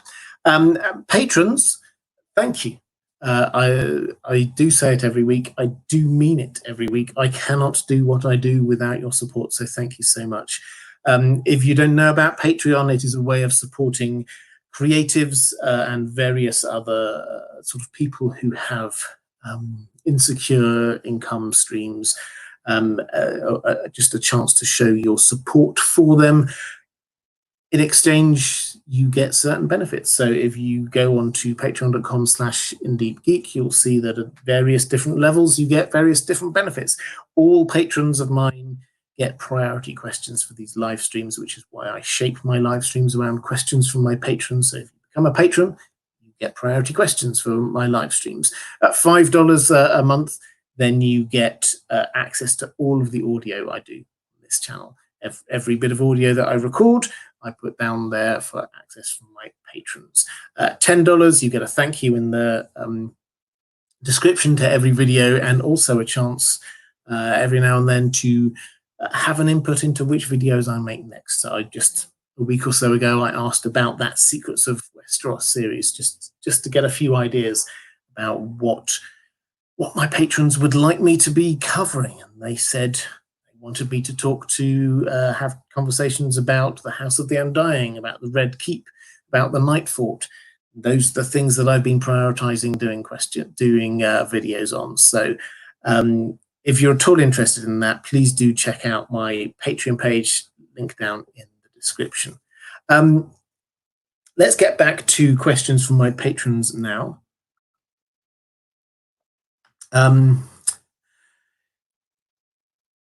Mouse Meinhardt, when Ned found the direwolf dead with a stag's antler, the foreshadowing actually Stannis. Robert's death isn't really what killed Ned, but Stannis' refusal to come and back him up in confronting Cersei. Okay, this is an interesting question. So this is about, if you think right back to the beginning of book one. In fact, this is Bran 1, the sort of effectively the opening chapter of this whole story. If you ignore the prologue, and you get this bit of what we call heavy foreshadowing. This was, George R. R. Martin has told us, the very first scene that he thought of, and out of this whole story, this very first scene that he thought of was Bran and the direwolf having been killed by a stag. So the first thing to say, as an aside, the first character that George R. R. Martin thought of was Bran. It should perhaps not surprise us that his thinking initially was, this is Bran's story. Yes, everything expanded out there, bigger, wider, more magnificent story, but the genesis of this is Bran. So for Bran to end up as king is probably not as big a surprise as we first thought. But that's a digression from this point, which is the fact that we, as a Song of Ice and Fire community, have taken this as heavy foreshadowing about what's going to be happening with Ned, because all the direwolf pups get taken by all of the Stark children, but the mother parent direwolf is killed, and it's killed by a stag. Now, the generally accepted interpretation is that this is because this says that Ned is going to die, and he's going to be killed by, not directly by Robert Baratheon. Then Robert Baratheon's death is what allows him to die. Might this be referring to Stannis because Stannis didn't come to Ned's aid? Possibly. I mean, I think you could interpret it either way, is what I'm saying. But it is the Baratheons themselves that caused this, by Robert calling him down. If Ned Stark had stayed up in Winterfell all this time, if Robert Baratheon hadn't called him down, then that doesn't make, nothing of it would have happened. Basically, there's no story. With Stannis, it's sort of like a sin of omission that he didn't. Stannis, it has to be said, and we don't see this on the page so much, but we get it referenced. Stannis was the person who first started to notice or investigate this idea that Robert Baratheon's children might not actually be Robert Baratheon's children. He was the person who started doing all of this investigation. Varys told him that someone told him, and the implications, perhaps this is one of Littlefinger's people stirring some trouble and all the rest of it. But Stannis was the person to start investigating. He reeled in Jon Arryn, who also then started investigating. And then when Jon Arryn was killed, Stannis was expecting to be made Hand of the King. But Robert Baratheon ignored him and went all the way up to the north of the country to go and get Ned. And that's the point at which Stannis decided to abandon King's Landing and head. So, yes, in a way, perhaps if Stannis had never even started investigating all of this, then this wouldn't have happened.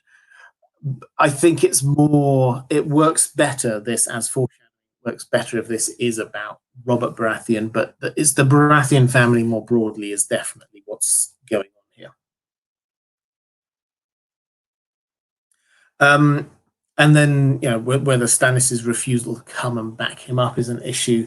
Um, yes, but you could also equally argue it's the fact that Renly said that he was going to back up Ned, and then he discarpered as well. So none of the Baratheons did well by Ned Stark. Poor Ned Stark, he was out of his depth, but the Baratheons did not help. Diego Godoy saying, was Stannis, or for that matter, any of the other Baratheons at the tourney at Harrenhal? I've never heard if he or they played a role there. Also, sorry for the digression, is there any way to find videos of the panels you were on at Con of Thrones last year? Well, just on the Con of Thrones thing, there were no videos of the panels I did. For those who don't know about Con of Thrones, it's exactly what you think it is. It's a Game of Thrones convention, which happens every year. Probably won't happen this year for obvious reasons, but it happens every year. I was there last year, where it was in Nashville. It was a great time. Met all of these people I've been working with for all this time. A fantastic time. Series of panel discussions. I did 4 or 5 off the top of my head. They were not videoed. They were recorded. The recordings are somewhere. If you message me separately on Patreon, then what I will do is probably make them available over on Patreon, because I have got access to them still somewhere. So if you're interested in that, then they'll be over on Patreon. The first part about the tourney at Harrenhal. So we don't hear that Stannis or Renly were there. And they certainly didn't play that they might have been. Stannis, I think, would have been about 17 at the time. So yeah, it makes sense that he could have been there. But perhaps he was, Robert was off gallivanting around. Perhaps he was sort of home doing the serious Stannis stuff. He was never really one for actually doing the fighting. He was one for doing the hard and boring business of governing. Robert Baratheon was there, and he did sort of have a role. He wasn't in front of everything that was happening, but basically he got drunk lots. And Lyanna Stark saw him there, and she compared him across to Rhaegar. This was obviously the first time she'd seen Rhaegar, and so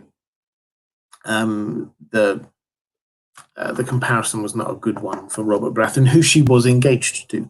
Then there was also this idea of the Knight of the Laughing Tree, who came in, and Robert Baratheon, who was there. He was a drinking buddy, and they basically they had a drinking battle, which I think Robert won, and they sort of both loudly proclaimed that they were going to go off and try and find out who this Knight of the Laughing Tree is, and they didn't. Rhaegar, I think, did. Again, foreshadowing that Robert went after something. The Knight of the Laughing Tree was almost certainly Lyanna, by the way. He went after her, couldn't find her. Rhaegar did. And then finally, when Rhaegar wins the tourney and he presents this crown of blue winter roses to Lyanna, Robert Baratheon, we hear, was angry, but kind of laughed it off.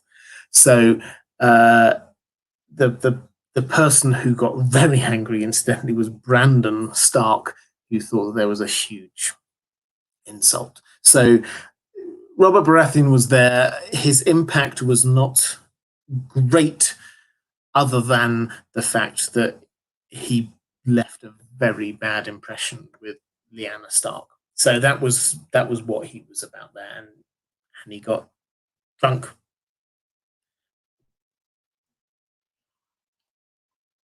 Stephen Dillon question in the chat saying, since the Kings of A Song of Ice and Fire, like Stannis, don't get POV chapters, point of view chapters, do you think that means Jon's POV and get someone else for the events at the Wall, like Val or Melisandre? Interesting. So we were introduced to Melisandre's point of view in the last book, Dance with Dragons, we had one chapter from her perspective. I think it's important because we need somebody to tell when Jon is dead. Jon, I think, is going to go into Ghost, and I think we will get a point of view chapter from Jon in Ghost's perspective. I speculated actually on the secrets of the Night Fort. If you're interested, I was chatting to Bookshelf Stud, who's one of the guys who does Maester Monthly podcast. I speculated when we were chatting through what that chapter might be, what Ghost might do when Jon is inside him. What would a direwolf, an angry direwolf, do at that time? But that is not clearly going to be keeping track of all the political intrigue at Castle Black while Jon is dead. For that, I think we are definitely going to have Melisandre.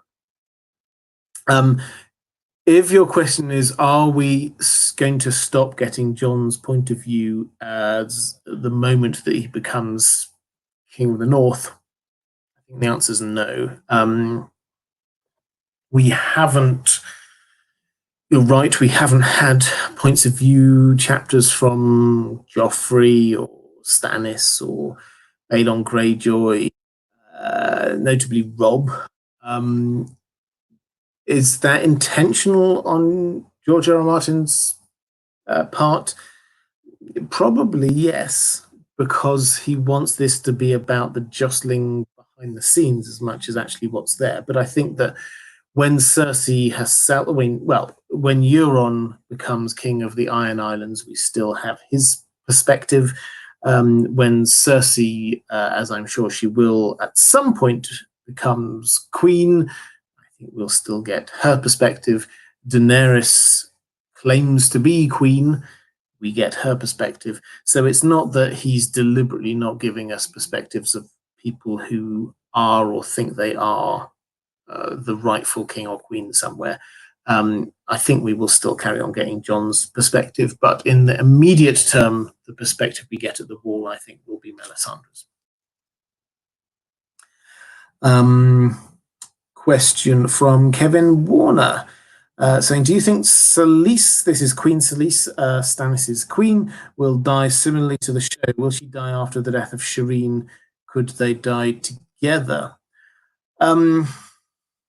Yeah, possibly. So I think that this is going to be the fundamental test of Selyse. Selyse is an odd character. She was the first person to sort of fall under Melisandre's spell, so to speak. And the Melisandre's most loyal knights tend to be known as the Queen's Men because they are following Selyse, who follows the way of R'hllor, because Melisandre introduced her to it. So she is one of the OG people on Dragonstone to be following R'hllor and Melisandre.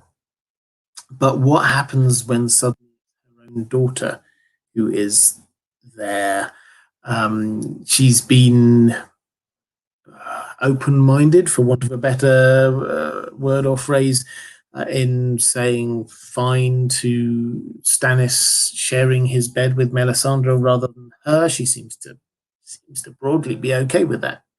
A little grumble here or there, but not a huge issue going on.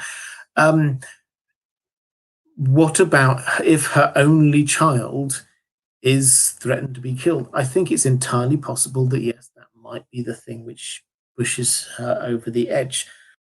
But the fact is, whereas on the show, I think they needed to show an end for her in some way, I don't think that George R. R. Martin will feel the need to do that. It's entirely possible that she might be either complicit or against it, and it go ahead, and then we kind of sort of leave her there, ending up at, I don't know, say the Night Fort, which has been prepared for her, and she's there sort of ever diminishing. That's entirely possible. I don't think that George R. R. Martin necessarily has her set up to be a wonderful mother or anything like that. So I think this is one of those things he's left completely open, and I don't think that he's given us enough yet. I think we would need to see in the chapter leading up to it where her mind is at, to see where her balance of loves and devotions are on this one. I mean, I like to think that she would be supporting saving her own child, but I don't know. Maybe Melisandre's powers will have greater sway. Okay, let's go to question from JB1K. Hi, Robert, brand new patron here. Hi, welcome. Great to have you as part of the team. Do you think Stannis will survive the looming battle against the Boltons? And if so, do you see him teaming up with post-resurrection Jon, or will they not get along? No, I think that, so in terms of the will he survive, I think I've covered this a couple of times. I think that there's a good chance that he won't. But George R. R. Martin's not given us enough information yet to say fundamentally one way or the other.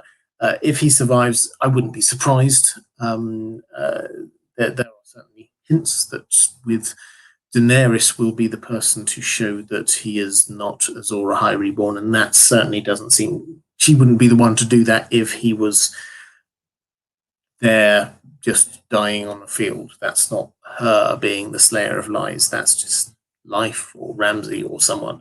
So there are hints that perhaps he will survive that.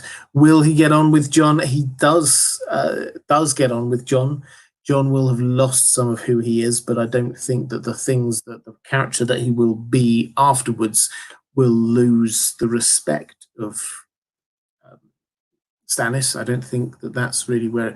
So the kinds of things that Stannis clearly seems to sort of respect Jon for are standing up for himself, having some kind of a sense of honor and personal, personal honor, and also for being willing to do the things that as a ruler you might not want to do. So when Jon kills people that he knows he has to kill because that is what he had to do as Lord Commander, Stannis approves of that, and he sort of nods at that. These kind of things, Jon is almost certainly going to become more like, if he's becoming more wolfish, I think that is probably going to be more like the kind of person that Stannis will respect. Henry Fairburn, sort of building up on top of this, saying, do you think Stannis could actually win the upcoming battle against the Boltons and Freys and to take Winterfell? It could provide nice symmetry to the castle, but loses Storm's End to Fagon's forces. And if he takes charge at Winterfell, that could provide enough time for Brienne to travel north if it is her destiny to kill Stannis, as in the show. Okay, so the symmetry with Storm's End, I agree, this would work well. So Storm's End is the castle which is the ancestral home of House Baratheon. And we get told in the pre-release chapters from the Winds of Winter, Fagon. And so that would be a huge blow for Stannis if Storm's End falls to Fagon. And so it would work quite well if he balances that by claiming Winterfell. Winterfell and Storm's End are two of the 4 notable places in the Seven Kingdoms, the others being the Wall and the High Tower, that Bran the Builder allegedly had a hand in building. So yes, there's a symmetry there if he claims the one while losing the other. And it kind of would cement him into being in the north, rather than what he probably immediately thought, or initially thought, which was that he could keep hold of his main heartlands, go to the north, do whatever he needs in the north, and then come back down south, keeping his heartlands. The fact is, what's actually happening with the invasion from Fagon is that he's losing the Stormlands. They never really loved him in the first place. They loved Renly. They might have respected Stannis, but didn't really love him. And what's happening is that with Jon Connington, who is from the Stormlands, his castle is just literally just a few miles down down the coast from Storm's End, Griffin's Roost, and he is almost certainly going to rally the Stormlands to this new king. And it would not surprise me if Fagon at some point says, you know what, John Connington, you can be the Lord of the Stormlands. That can be your new title. It would be a fair reward for somebody who had been like a father figure to him all of this time. So yes, I agree with that balance between Winterfell and Storm's End. I think that's a fascinating way of looking at it. And would it provide enough time for Brienne to travel north? Quite possibly. She's not traveling north. Is the short answer. Is that she's in the Riverlands. She was with Lady Stoneheart. Then she seems to have gone off to collect Jaime Lannister. Then she's going back to Lady Stoneheart. So she's not immediately heading north. She's not there going, you know what I really need to do now is go off and kill Stannis. That's not what it's about. The only reason that she would go there is if she hears rumors that one of the Stark children are there. That is what her aim is. So she will at some point head north, but not immediately, because she's still got to be dealing with what's happening in the Riverlands.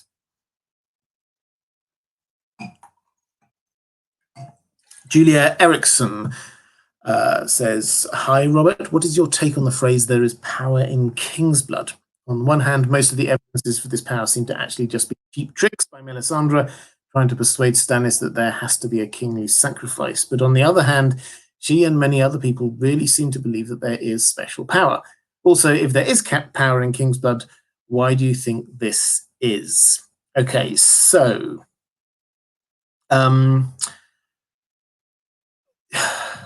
this is one of the, I was talking a little bit earlier in this live stream about the principles of magic, and I talked about a couple of magic within this world, one of which ultimately seems to come from the cosmos, from the stars, another of which seems to be that where there is some magic, it helps support other magic.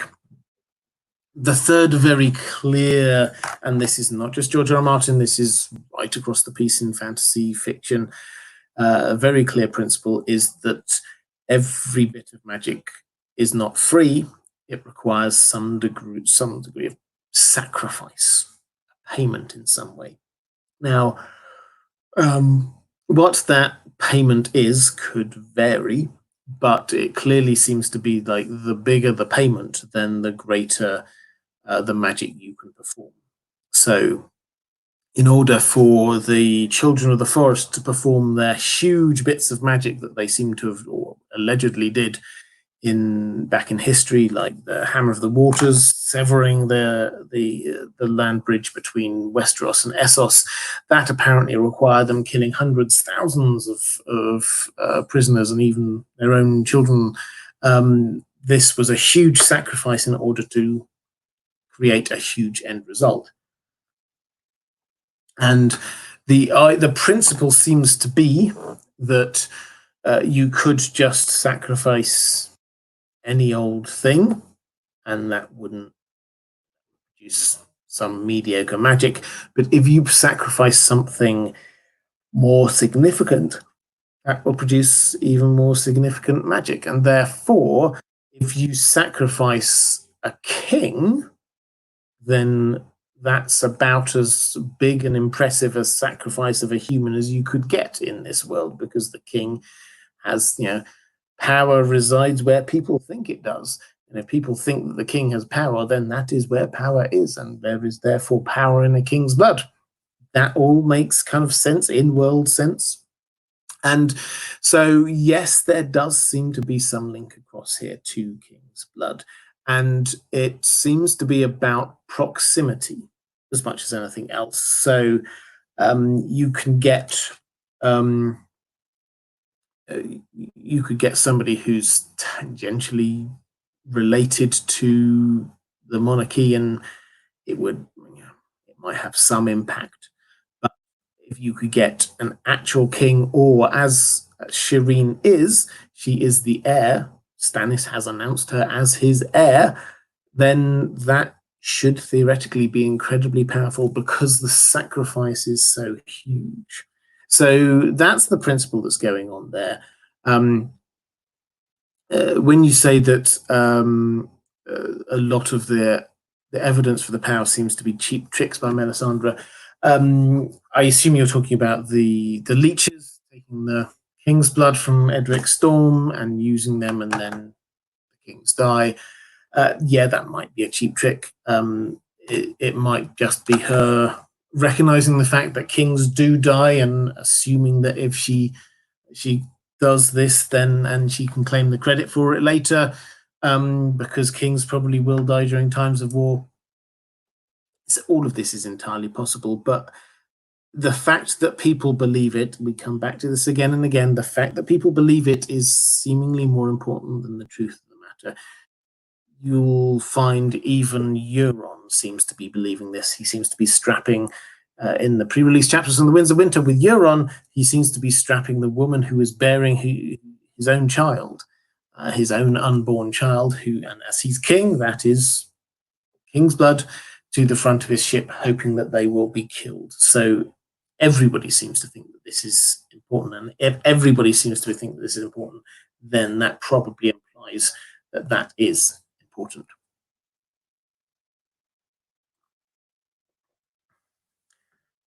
Johnny Skinwalker, a more wolfish king in the north. Yes, absolutely. That's what we're going to get. Lady Pushkin saying, wonder if Melisandre will see anything about Bran. She has seen, incidentally, in that chapter we had in the Dance with Dragons, she saw Bloodraven and Bran in her visions in the flames. She saw a tree man and a boy, I think boy with a wolf's head.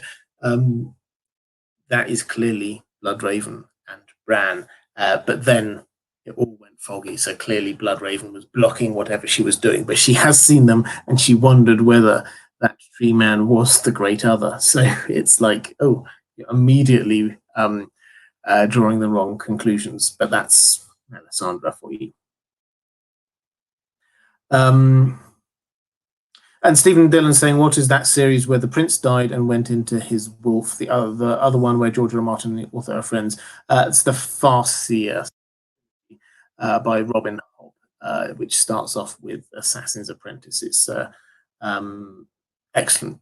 I would highly recommend it. Robin Hobb and George R. R. Martin are good friends as writers. They shared, probably still do share an editor, and shared manuscripts and all the rest of it. Two stories written at roughly the same time, and the links between the two of them are strong. Let's put it that way. Zach Gibson, thank you, saying, hey, Robert, thank you so much for your work. Stannis is my favorite character, and I was wondering how you feel regarding his portrayal on the show. Question. I mean, I thought it was... It was simple. I started to say I thought it was quite good.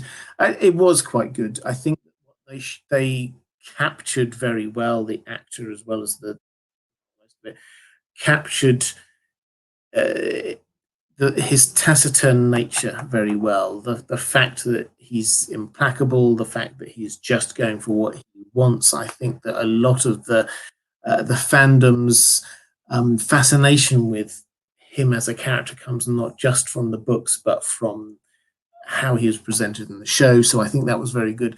They did simplify it a lot, but if you take it as just a cut down version of who he is as a character, then I think that's fine. The decision was made, I suspect, relatively early on that his role as a supporting character rather than the main one. Therefore, they didn't need to develop him as much as they did some of the other characters. They were very much more interested in developing characters like Davos, who they were going to carry all the way through to the end, and they were Stannis, for example. Stannis, that as a character, they didn't really develop hugely. Donald Peoples, thank you for the super chat, saying, if Stannis survives, how will he view Jon, having been in his eyes raised by the Red God? Does the Battle of the Bastards happen? Okay, so this is quite a loaded question. So, how will Stannis view Jon in his eyes, having been raised by the Red God? Well, I think that Jon's resurrection will be viewed in different ways by different people. Some people will be hugely scared by it. It's really, if he survives and if Melisandre tells him that he has been, then I think that will be it will be a matter of who Melisandre then says he is.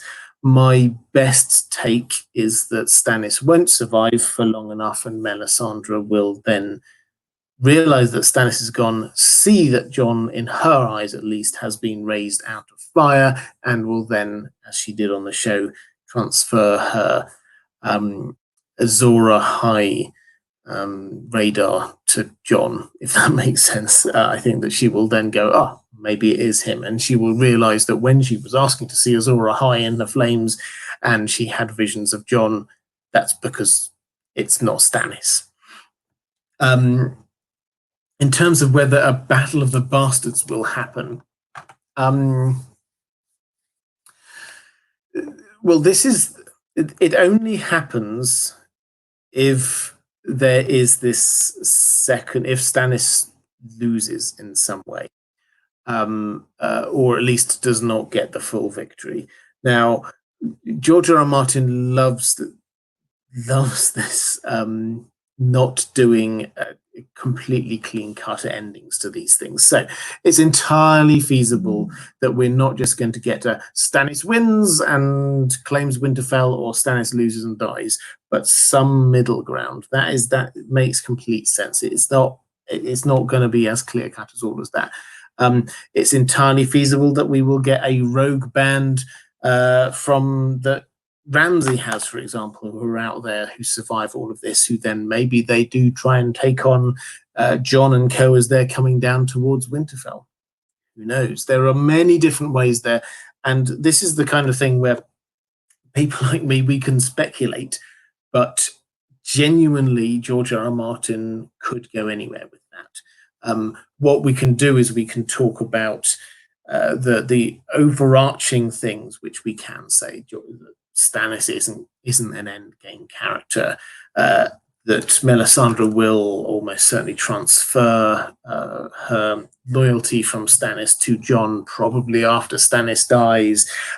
These kinds of things that we can say, and we can rule a few things in and a few things out, but exactly what happens. I suspect that we're not going to get a crushing defeat for Stannis, followed by a battle outside Winterfell's walls between Ramsay's forces and Jon's forces. That's not really where we're going to come with this. But the Knights of the Vale will arrive at some point, and it may well be that we are going to get whatever is left of the Bolton army have to be destroyed in some way. I don't think that everything of the Boltons is going to... I mean, the Dreadfort, at the very least, will survive, and somebody will probably want to be dealing with that. So there are various other things, but the Battle of the Bastards, as it was on the show, is not going to happen like that. It will probably, my best guess, it will probably happen in a different way, some sort of face-off between them. Maybe that's going to be the place that Rickon dies. Yes, but this isn't going to be the main focus of the fight for Winterfell, is my guess. Because, frankly, if you had Winterfell, why on earth, particularly in the middle of winter, why on earth would you abandon the walls and go out and fight somebody on the field like that? Bit of a ridiculous a strategic decision, in my humble opinion. Okay, so I think I've caught up on the chat.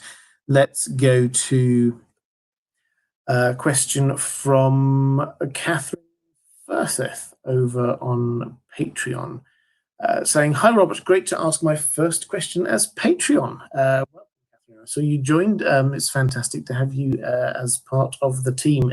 What do you think Stannis feels are the insolvable dilemmas in his life, if any?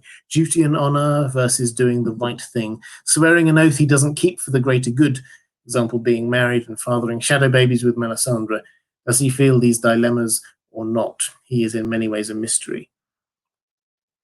Yes, I love this. This, I think, gets to the heart of a lot of what I would want to say about Stannis, because Stannis is often treated as if he's two-dimensional, and he's not. George R. R. Martin doesn't do two-dimensional characters.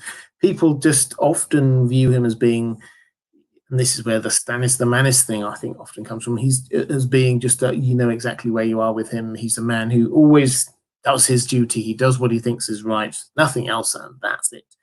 But he has to, below that, there have to be certain trade-offs that happen in his mind. The one you're saying there about the sort of the marital bed and fathering shadow babies with Melisandre. Yeah, this is absolutely the case. He made promises to Queen Selyse, and he has clearly not kept them in one way, shape, or form. However it is, he has not kept those promises. Now, he may well think that that is entirely justified, because he's doing the greater good or whatever. He's doing what he ought to do in order to further his own claim, which he believes is the rightful claim to the Iron Throne. But that still does not undermine the fact that he is breaking a promise. Similarly, you might argue that with Davos, his treatment is always inscrutably fair and all the rest of it, but it's not really. He flip-flops a lot on Davos. He really does. Is that if he were just this completely inscrutable person who always does exactly what he ought to do, then he should have ordered Davos killed when he went against his will and smuggled Edric Storm out. But he decided, you know what, he's found something which is even more important, and he made a judgment call on that. So Stannis is not just this implacable, I'm only just going to do one thing all the time. He does constantly weigh up the rights and wrongs of different things and then decide on what the way forward is. And when I was saying a lot earlier in this live stream about he's a very pragmatic person, I perhaps was expecting some people to be thinking, well, no, he's not. He's a very principled person. He balances his pragmatism with his principles all the time. His principles are indeed unchanging, but he is pragmatic about how he achieves them. He is very much at heart the end justifies the means kind of guy. That is where he is at. Is he truly on board with all of this law business? It's never 100% certain. It's because we've never had a POV chapter from his perspective, we never actually get to see quite how devoted to this idea he is. It's entirely possible he just sees this as a useful way forward as much as anything else.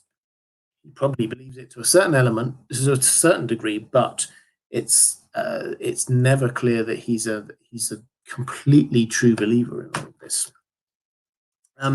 So I think that's a fantastic question because of the fact that you say insolvable dilemmas. I don't think he thinks that any dilemma is insolvable. I think that he can work out what is the higher right, and that is the thing that he has to follow, even if he has to do a thing which is not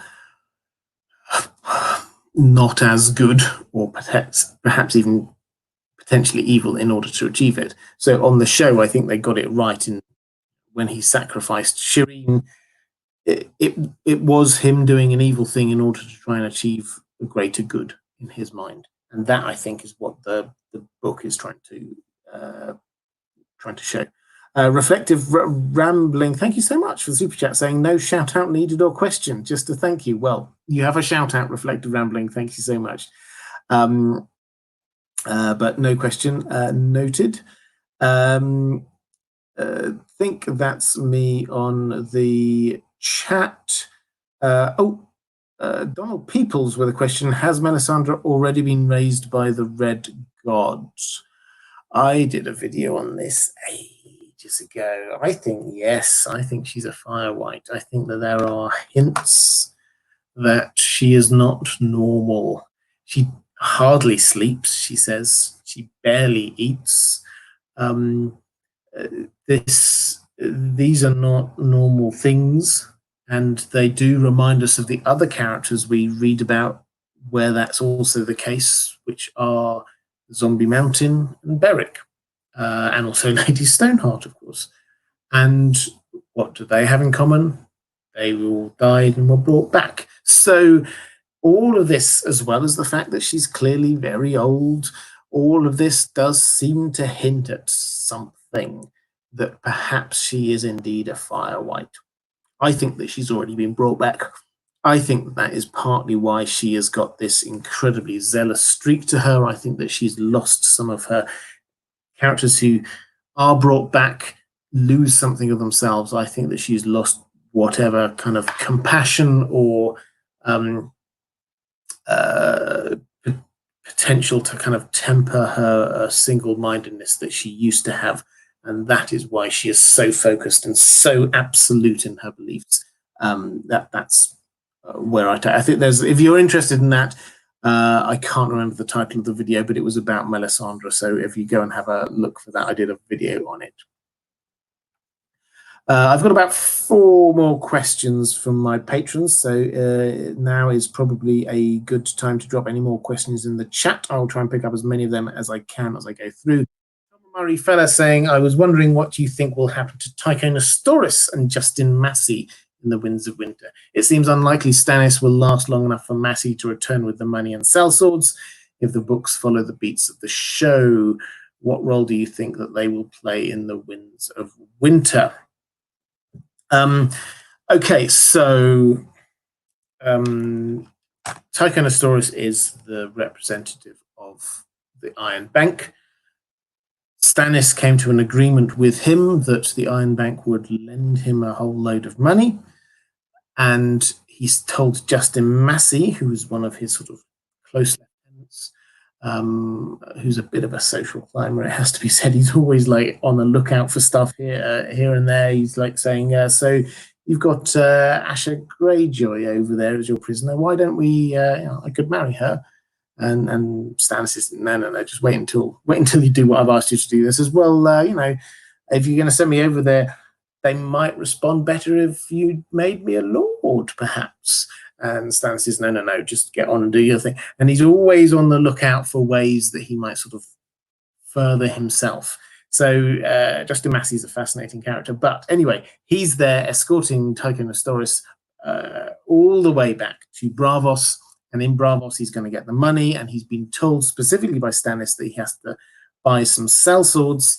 And then he has to get them back to Westeros. And even if he hears, and it was a fascinating line in the previous chapter of the Winds of Winter, even if he hears that Stannis is dead, he has to keep on doing it. And he has to bring those forces back because they should then report into Shireen. So Shireen being his heir. So this is really interesting because this takes them out of the equation for maybe even a year, definitely 6 months, because what they've got to make their way from west of Winterfell up to Castle Black first, because they need to drop off Jane Poole. Then they need to make their way, presumably, along the wall over to Eastwatch. Then they need to make their way from Eastwatch down to Braavos. Then they need to get the money. Then he needs to find the sellswords. He has to head all the way down to the disputed lands if he needs to collect a sellsword company. Then they need to get onto boats. Then they need to head back over again. That is going to at least 6 months. That would take probably a year. So there's a good chance that they will not reappear, even if Justine Massey does exactly as he's told, which I think he probably will. There is a chance he might go rogue, but he probably will come back in a Dream of Spring. I think that he will be gone for pretty much all of the Winds of Winter. Now, the question is, what happens when he comes back and finds, as I suspect will be the case, both Stannis and Shireen are dead? What is he going to do? Well, he is a social climber. He will have an army. And I think what he will probably do is say, okay, who wants me to fight on their side in exchange for making me whatever? Maybe he will try his luck again with Asha, try and see whether he can marry into her and become king of the Iron Islands. I don't know, but I think that he probably will. Tychonosaurus will just then immediately pass on the debts to whoever does end up on the Iron Throne. The Iron Bank of Bravos will always win in this, but Justine Massey, when he arrives back, he will arrive back, I suspect, to find that he does not have a king that he recognizes to hand this army over to, and then he will be in charge of it and have to decide what he does with it. And I think that he will use it as a bargaining chip to try and get him what he personally has always wanted, which is his own power and authority. Natalie Smith, thank you so much for the super chat, saying amazing channel, amazing live stream as always. Thank you so much. We have Stannis talk about his switch to R'hllor, and I think it's about power. Below, oh, excellent news. I always love a good quote. I'm assuming that you've Cataly saying I lied, no quote, it's too long. Yeah, so if I can guess the quote that you were going to put, then yes, he's talking about this is about power. It's about gaining the Iron Throne. And yes, what does Melisandre bring him? He brings him magic and power. And the hints are there that he's not a true believer, but he goes along with it because he thinks that it delivers him the thing he wants. So yeah, I think that if that's the quote that you're thinking of, then yes, it's not. It's, and I think he was talking to Davos at the time. It's not the end of it all. I think the debate of exactly what's going on with him, and maybe this is a subject of a video, how much of a true believer is Stannis. He's a true believer in his right to be king. He's not, I think, a true believer in the faith of the law. His wife, Selyse, however, is, and that is why it is dangerous for Shireen, for Stannis to be all the way away, and for Selyse and Melisandre and Val, who are all there, who are very okay with sacrificing things for R'hllor. So why not? They might as well do it. So that is why I think Shireen is in a lot greater danger.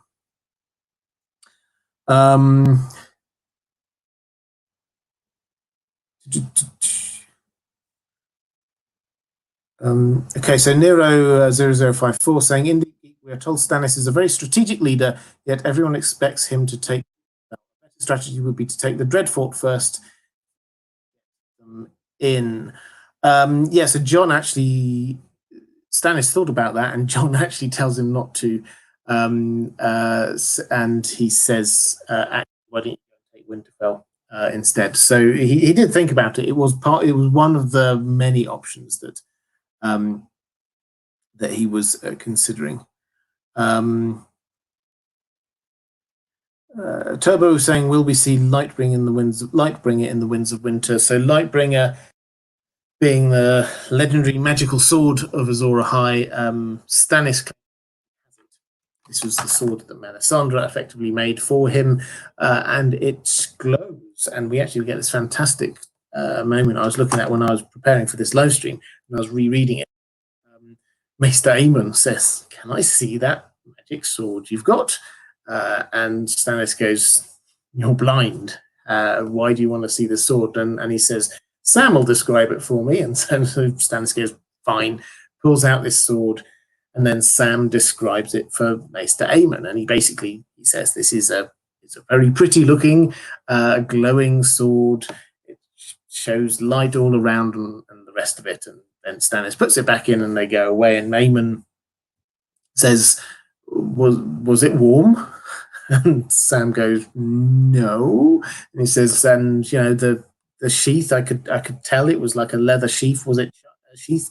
Was it charred at all? And Sam goes, no, I don't think it was. And Aemon goes, okay. And the clear hint is that Aemon knows what Lightbringer's like, and that's not Lightbringer. So Lightbringer, we see Stannis' version of it. I think that we won't see the real Lightbringer per se until A Dream of Spring.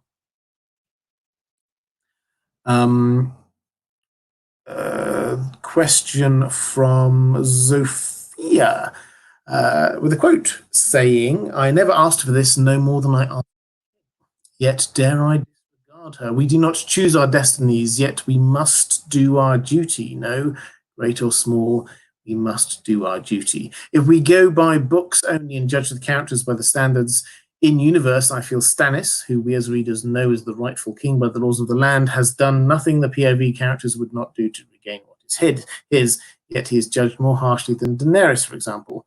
Why is this? Is he just less attractive or sympathetic to us like others, to others in the books? I credit to the writing of George R. R. Martin. Yes, so this ties in with what I was saying earlier. So yes, according to the current laws of the land, he probably was the fair and right king. But according to the laws of the land before his brother took the kingdom by force, then he definitely was not the rightful lawful and king.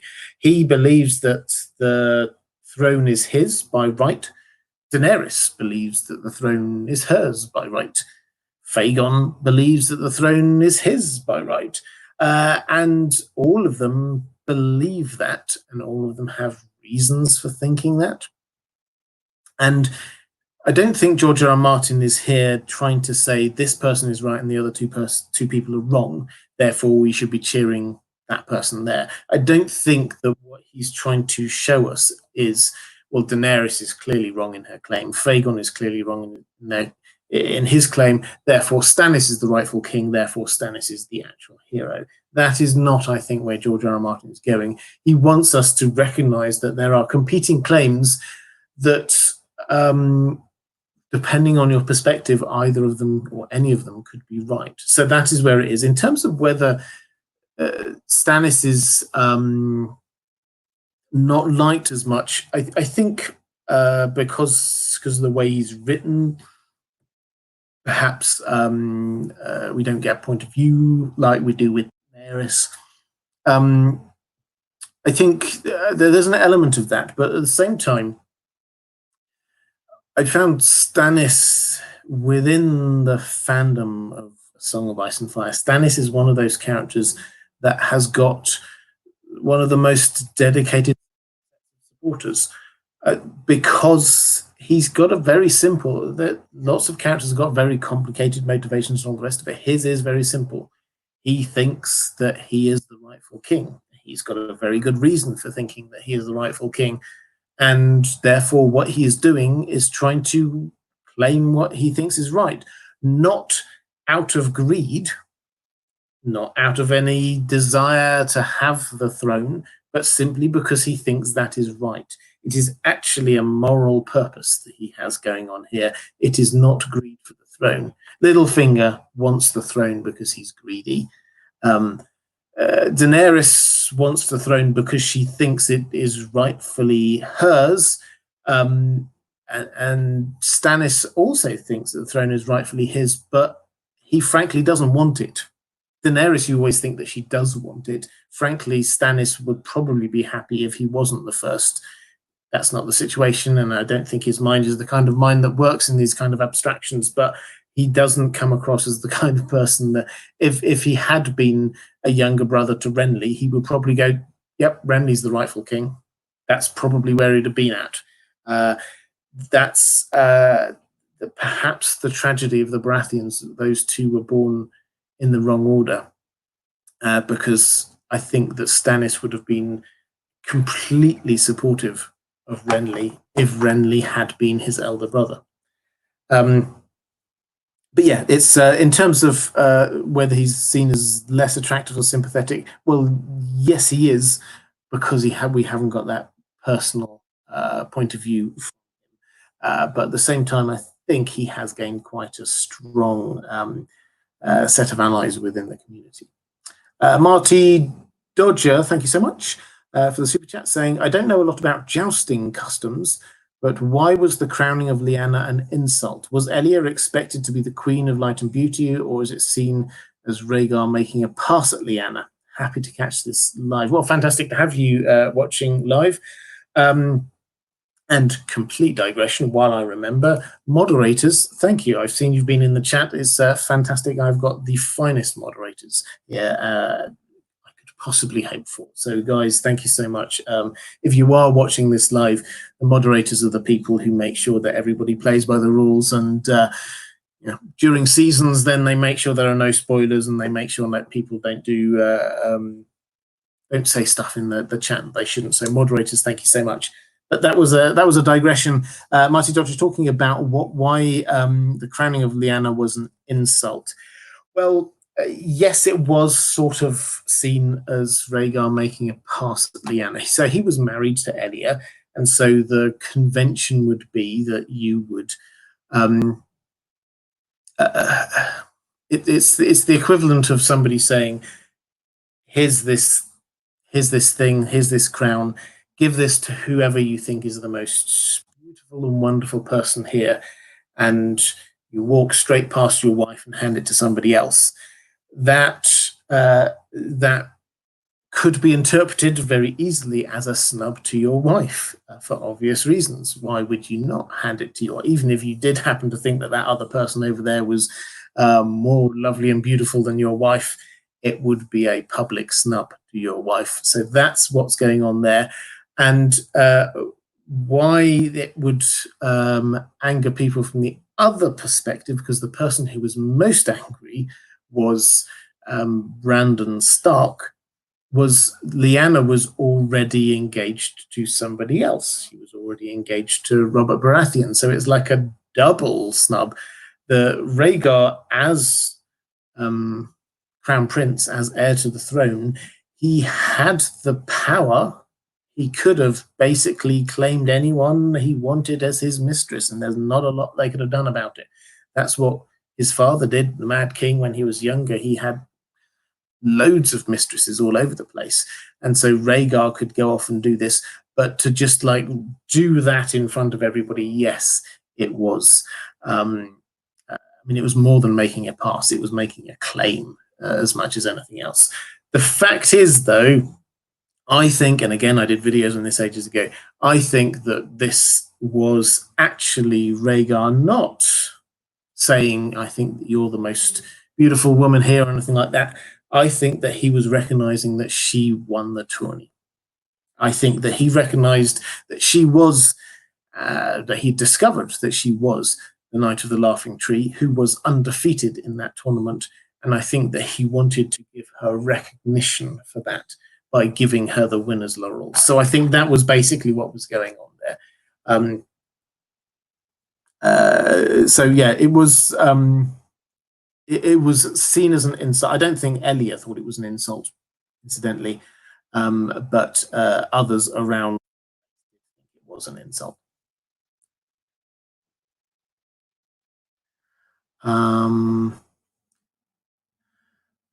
Greet Weirwood saying, I did a set of videos on this. It would be my honor if you would watch them.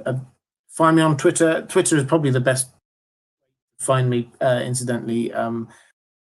Do send me a link. I will very happily have a watch. Thank you.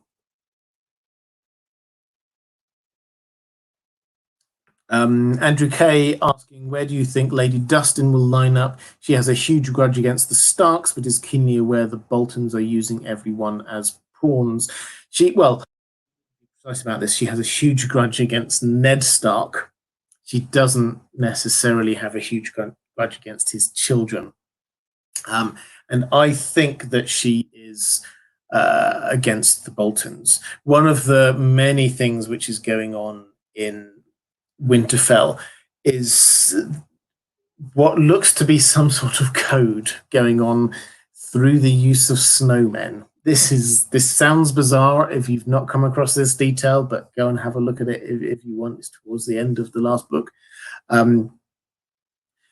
People are secretly making snow caricatures on the battlements of certain people, and they're making them of the people who are actually not on the Bolton side. Now, that's probably hints to the people outside as to who it is that they can trust, and she seems to be one of them. So I think that is a hint that she is probably going to end up being on Team Stark or Team Stannis. Added to which, she's as a character, she's been introduced, had a couple of chapters where she's been around and quite significant. It would be a bit odd if she just died before her big moment that everything about her character is built up to, which is what happens when Ned's bones arrive. I think she has to be there for that.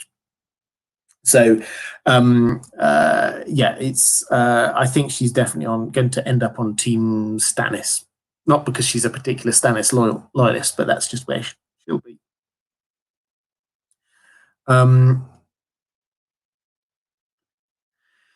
Question from. I said actually we've got a couple of questions from patrons. The final questions about Patchface. Now, Patchface is another character that I've been meaning to do a video about, and I promise I will at some point.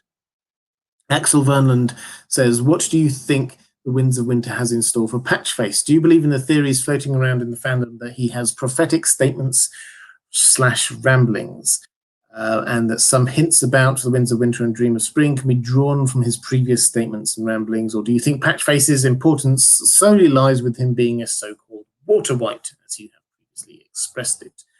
And Lady Pushkin says, "Robert, do you think Patchface killed Stannis' parents?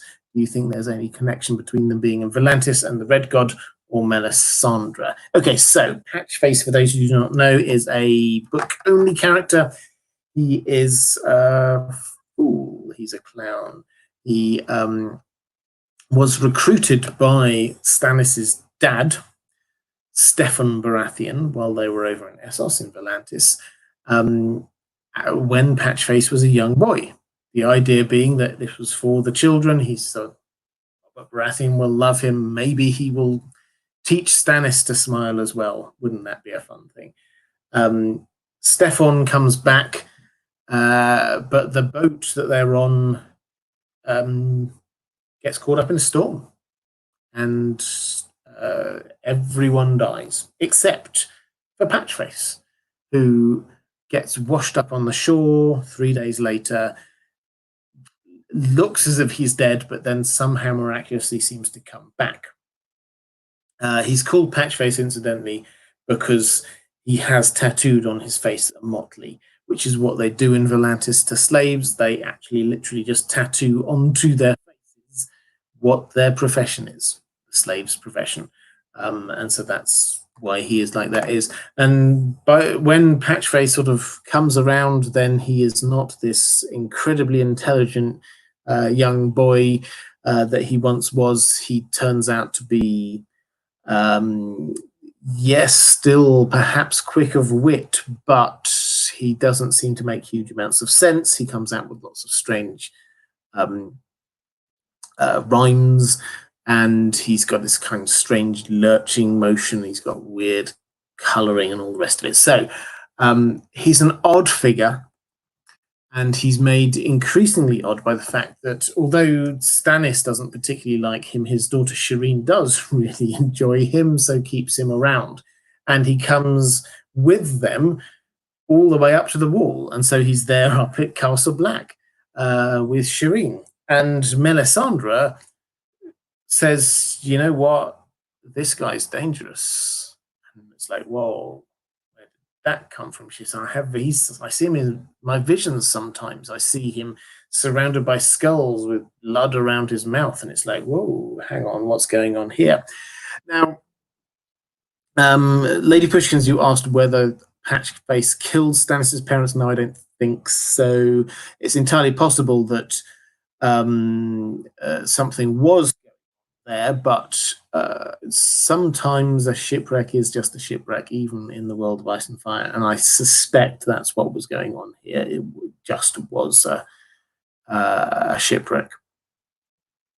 In terms of Axel Vernon's question, whether his prophetic statements / ramblings give hints about what's to come, quite possibly, but I mean, I've got up, let's see, I did get up a few of his statements, which, well, I shall read them out to you. You can feel free to interpret them as you wish. Under the sea, smoke rises in bubbles, and flames burn green and blue and black. I know, oh, oh. And another time he says, fool's blood, king's blood, blood on the maiden's thigh, but chains for the guests and chains for the bridegroom. I.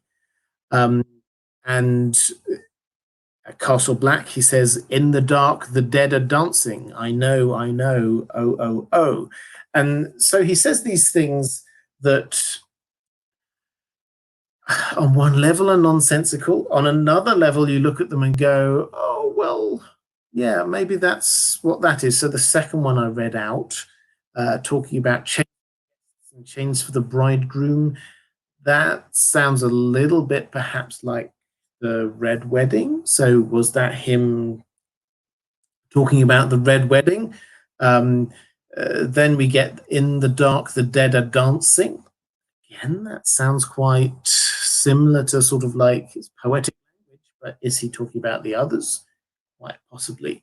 It's one of these things. He is an enigma, and I think anyone who will tell you that they understand exactly what is going on with Patchface, I think, is probably overstating it a little bit, because the way that George R. R. Martin has structured what he says means that you can read a number of interpretations into it quite deliberately. He is using very vague language, and it's also the kind of thing we'll probably know exactly what he's talking about only really afterwards, and then it's still a slightly probable.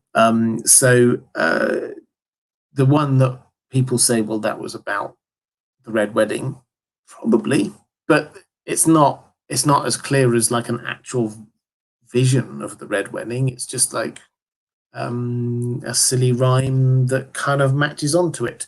So are his prophetic ramblings, or are his ramblings prophetic? Yes, probably, but not in a particularly helpful way. Perhaps they are in the same way that Melisandre's visions in the Flames are, is that she sees things and she just takes something, an interpretation, and runs with it, whereas actually maybe it makes better sense to just say, well, this is what I see, and then we'll try and figure it out from there. So he's a fascinating character. I don't think he will end up as being central. I don't think that he is a god or anything close to that. I think that there's a chance that, yes, he might go a little bit ballistic if Shireen dies. Adam Price saying every character is a secret Targaryen. It does seem sometimes as if everybody thinks that. But I don't think Stannis has got a central role in this. I'm sorry. Maybe when I do my video on it, I will do a proper load of research on it. And no, but until then, no. My short answer is not. Okay, I think that is all I've got time for today. I think I've done all of the questions from the chat that I can see going in there. Just having a quick flick back just to see whether I missed anything. No, I think I will call that day at this point. Guys, thank you so much. I really enjoyed this one. Haven't decided yet what I'm going to do next week. It's possible that I'll come back to Jim, but maybe I'll do the Wild Things. I haven't decided yet. But yeah, thank you so much for the questions. If you're at all interested in more of these live streams, super chats, thank you, by the way. hugely grateful for the super chats. Some fantastic questions you had all the way through this. If you'd like to see more of these live streams, there is going to be soon a link appearing about here. If you would like to get access to my Patreon page, if you want to support this channel, if you want to be able to have your question answered on these live streams, then there will be a link appearing somewhere around here. Take care, everyone. I've really enjoyed this, and I will see you again next week. Bye now.